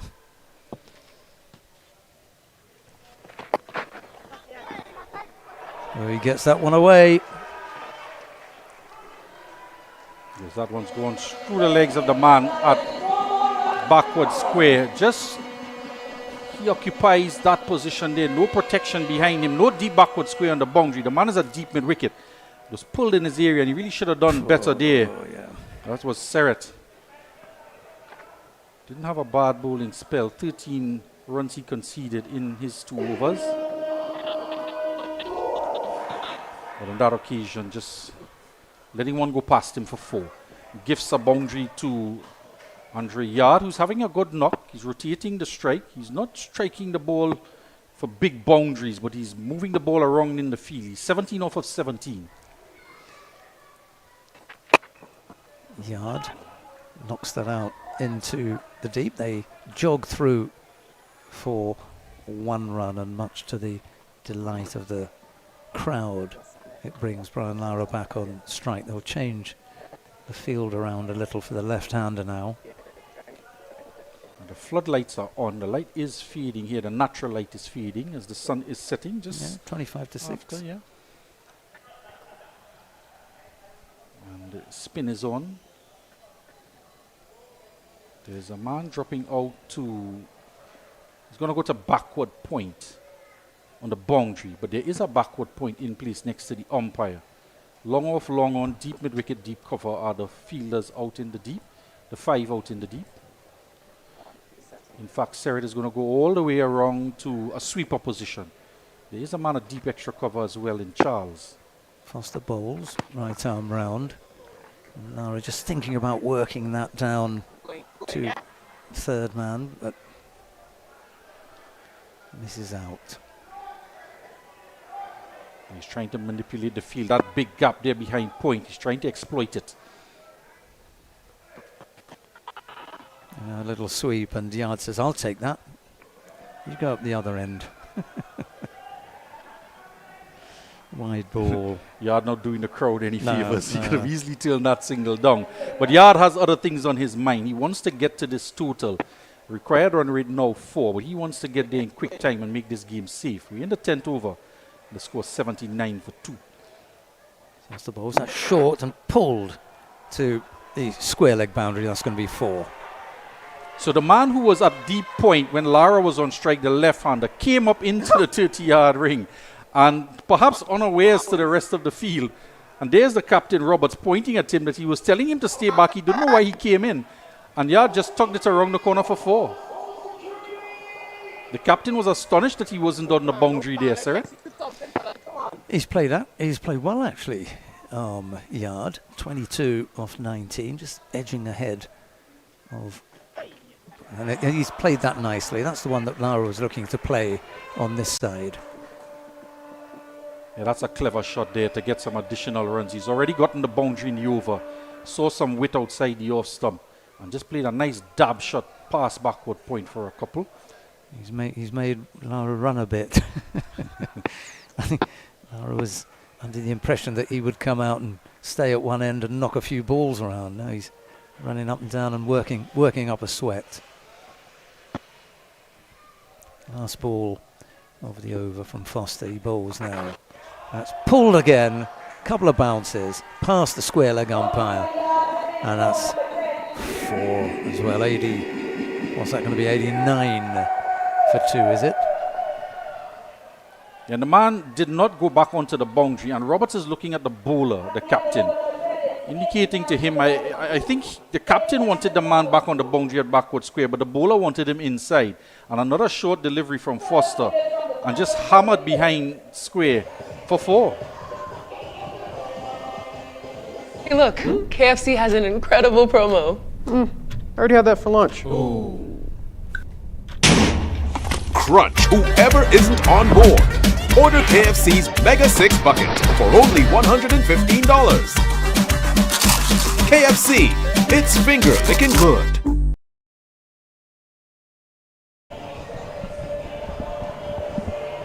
$12 runs needed from 30 balls. The partnership now building even further. It's now on to 41, the partnership. Yes, I'm just wondering how many of those 12 Lara can get to score. If Yard is a little bit clever, he'll realise that there is a name festival involved in the title of this. Yeah. And they took a single. There was a bit of a ricochet from Frederick that slowed it down. The score goes on to 90 for 2 now. Lara goes to 15 off his 10 deliveries. Yard is having a word with Lucario. Not sure what he's telling him. Maybe he's telling him how to bowl to Yard. I think he was trying to set the field for him. Telling him where he's going to hit it to move the man a deep mid-wicket around a bit. That's it. Out to deep cover. They take 1 run. Who was it that picked it up? Was that Charles? The opening bowler. He's not going to get another over. But he had good pace. He just couldn't get the line right. And then to add to his woes, he overstepped in the first over and went for 15. Yeah, that wasn't really unfortunate. However, it does bring Lara back on strike. And Lucario got lucky. He gets a second bite at the cherry to bowl to Lara. And that's the shot that he tried to play early on. He plays it beautifully. And they're going to come back for a second. So happy days for the crowd. They get to see Lara bat again. I mean, you could be there all day and the crowd would be there. Yeah, that's his bread and butter shot, really, to rotate the strike, just dab it down behind point. And if it's wide enough, he can get 2. And come back and for a if there's second. space on the ball, he can get 4. 93 for 2. Lara's gone on to 17. And this is the time when he starts to feel comfortable. That's a nice looking shot that Frederick picks up at cover. And I say that because there's a point in the beginning where you don't make the connection, and then all of a sudden you're middling everything, and you realise, oh, I'm enjoying myself out here. That's where he is now, I'm sure. Yep, there it is. Enjoyment time. Hey. Well, Serret just stopped and allowed the ball to hit him. It was hammered from Lara full toss, who was looking to come down the track. It was landing just about 2 feet in front of him, but he couldn't get his own 2 feet moving to take the catch. Full toss Lara turned that into. And have a look at this. Just in front of him, and he was bracing, but he didn't charge in to come and take the catch. He was just sitting back waiting to get it on the bounce. Yeah, well, he's getting a bit of hammer from the crowd. Well, he kept it to a single. Yeah, and a bruise. Oh, that's a nice looking shot.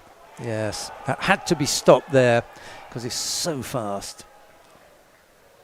Yard really has made Lara run, hasn't he? Foster not doing the crowd any favors by misfielding. Lara was just ambling through for a single because thought he was going to get the strike.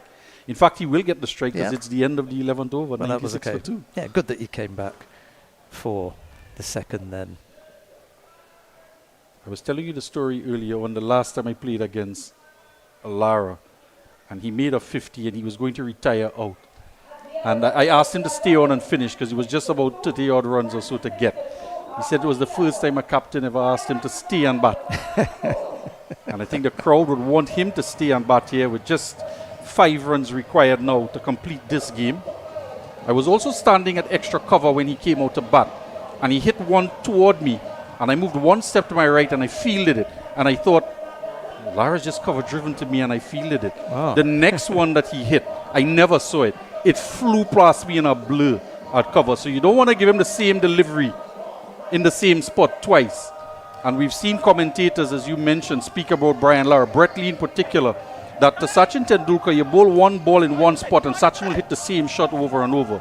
But you bowl that same ball to Brian Lara and he'll hit you 4 different places of the same delivery. We've got a little bit of seam. It looks like Charles is going to come back. He's going to get another go over. He's going to get a go, yeah. But he's a bit nippy. Lara calls for the helmet. If he can get it right against the big man.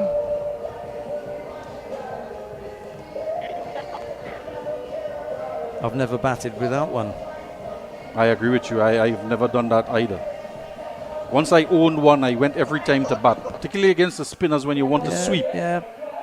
I mentioned last night that Imran Jan got a top edge from an attempted sweep. He's got a little mark above his right eye. He had to have a fly stitch in there. Could happen, top edge. Right, Lara settles over his bat. Who have we got to bowl? Isn't that Devon David? It is. It is Devon David. It's not Charles. Yeah, and that was the other. Well, that was one of the others that I faced in the nets today. Yeah, the first ball of the game, one was smacked straight to him from Kwesi at extra cover. He was sharp, actually. David turns quickly to run in and bowl. He's played defensively by Lara, nice and watchful. He knows what he's doing. That is to say that Lara now knows what David has to offer up and to be ready to face the next delivery. There it is. It's short. Does he put that away? It's a one-handed sweep shot. Sweep shot, yeah, before. Yeah, he just released the bottom hand so the bat could come around in time to catch up with the ball. Almost took off the wicket-keeper's head. Yes, he took the hand off. It was the full swing with the straightened elbow. And just 1 run now. That will also bring up the 50-run partnership between Yard and Lara. Yard on 31. Scores a level then. The keeper escaping injury there. Yeah. So Yard on 31. Now we still need 5. 5, isn't it? Oh, they haven't added the now it's there. Yeah. One run required to win. The scores are level. 100 for 2. Which way are you going? He's saying. He wants to know if he's going to change to round the wicket. No, he stays over. Over, yeah. Down the track and over the top he goes to finish off in some style with a 4 over extra cover.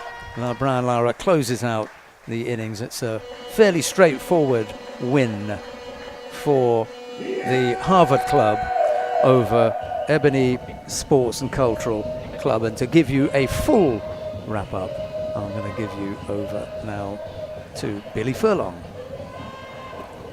Yeah, so the Harvard Club winning the toss and opting to bowl first. They put initial pressure on Ebony Sports Club.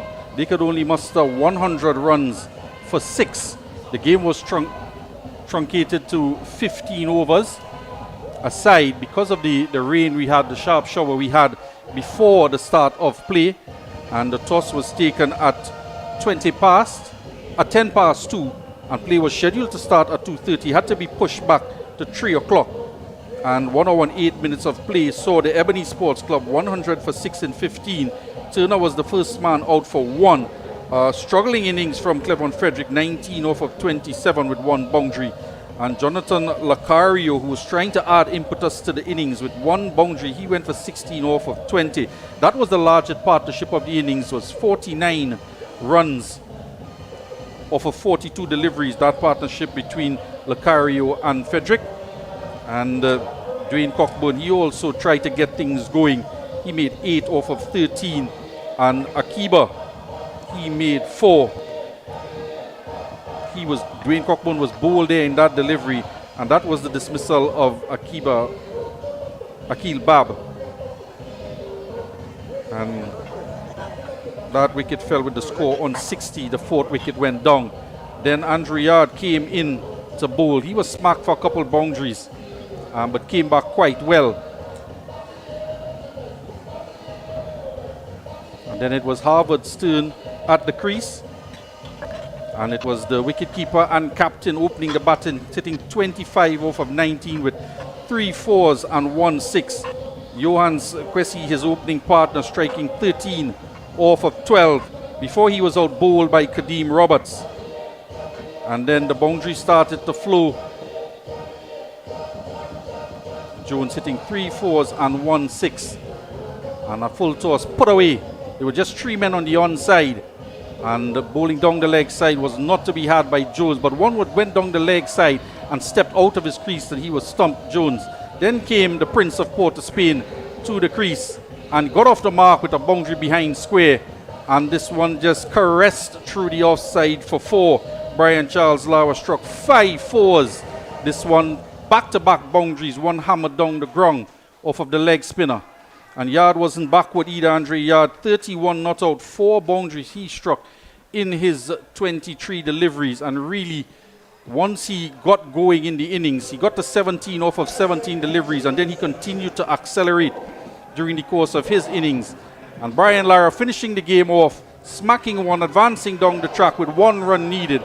And the Harvard Club finishing victorious, winning by 8 wickets, 104 for the loss of 2 wickets. So this game comes to a conclusion. A victory here for the Harvard Sports Club over the Ebony Sports and Cultural Club. And all of the fans will meet and greet each other and look to take pictures with Brian Lara as well as we conclude this game. Join us. The second game for this doubleheader is carded to start at 6:30, which is just about 43 minutes from now. That game is between the Combined All-Stars and the Santa Cruz Sports Club.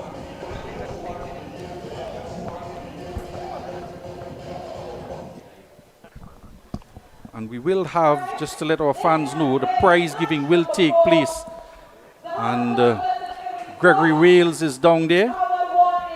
And the staff of the North Zone Cricket Council is also down there for the prize giving function. Miss Ingrid Maxwell, the vice chairperson of the North Zone. So we will just join and bring you coverage of the presentation down at the boundary edge.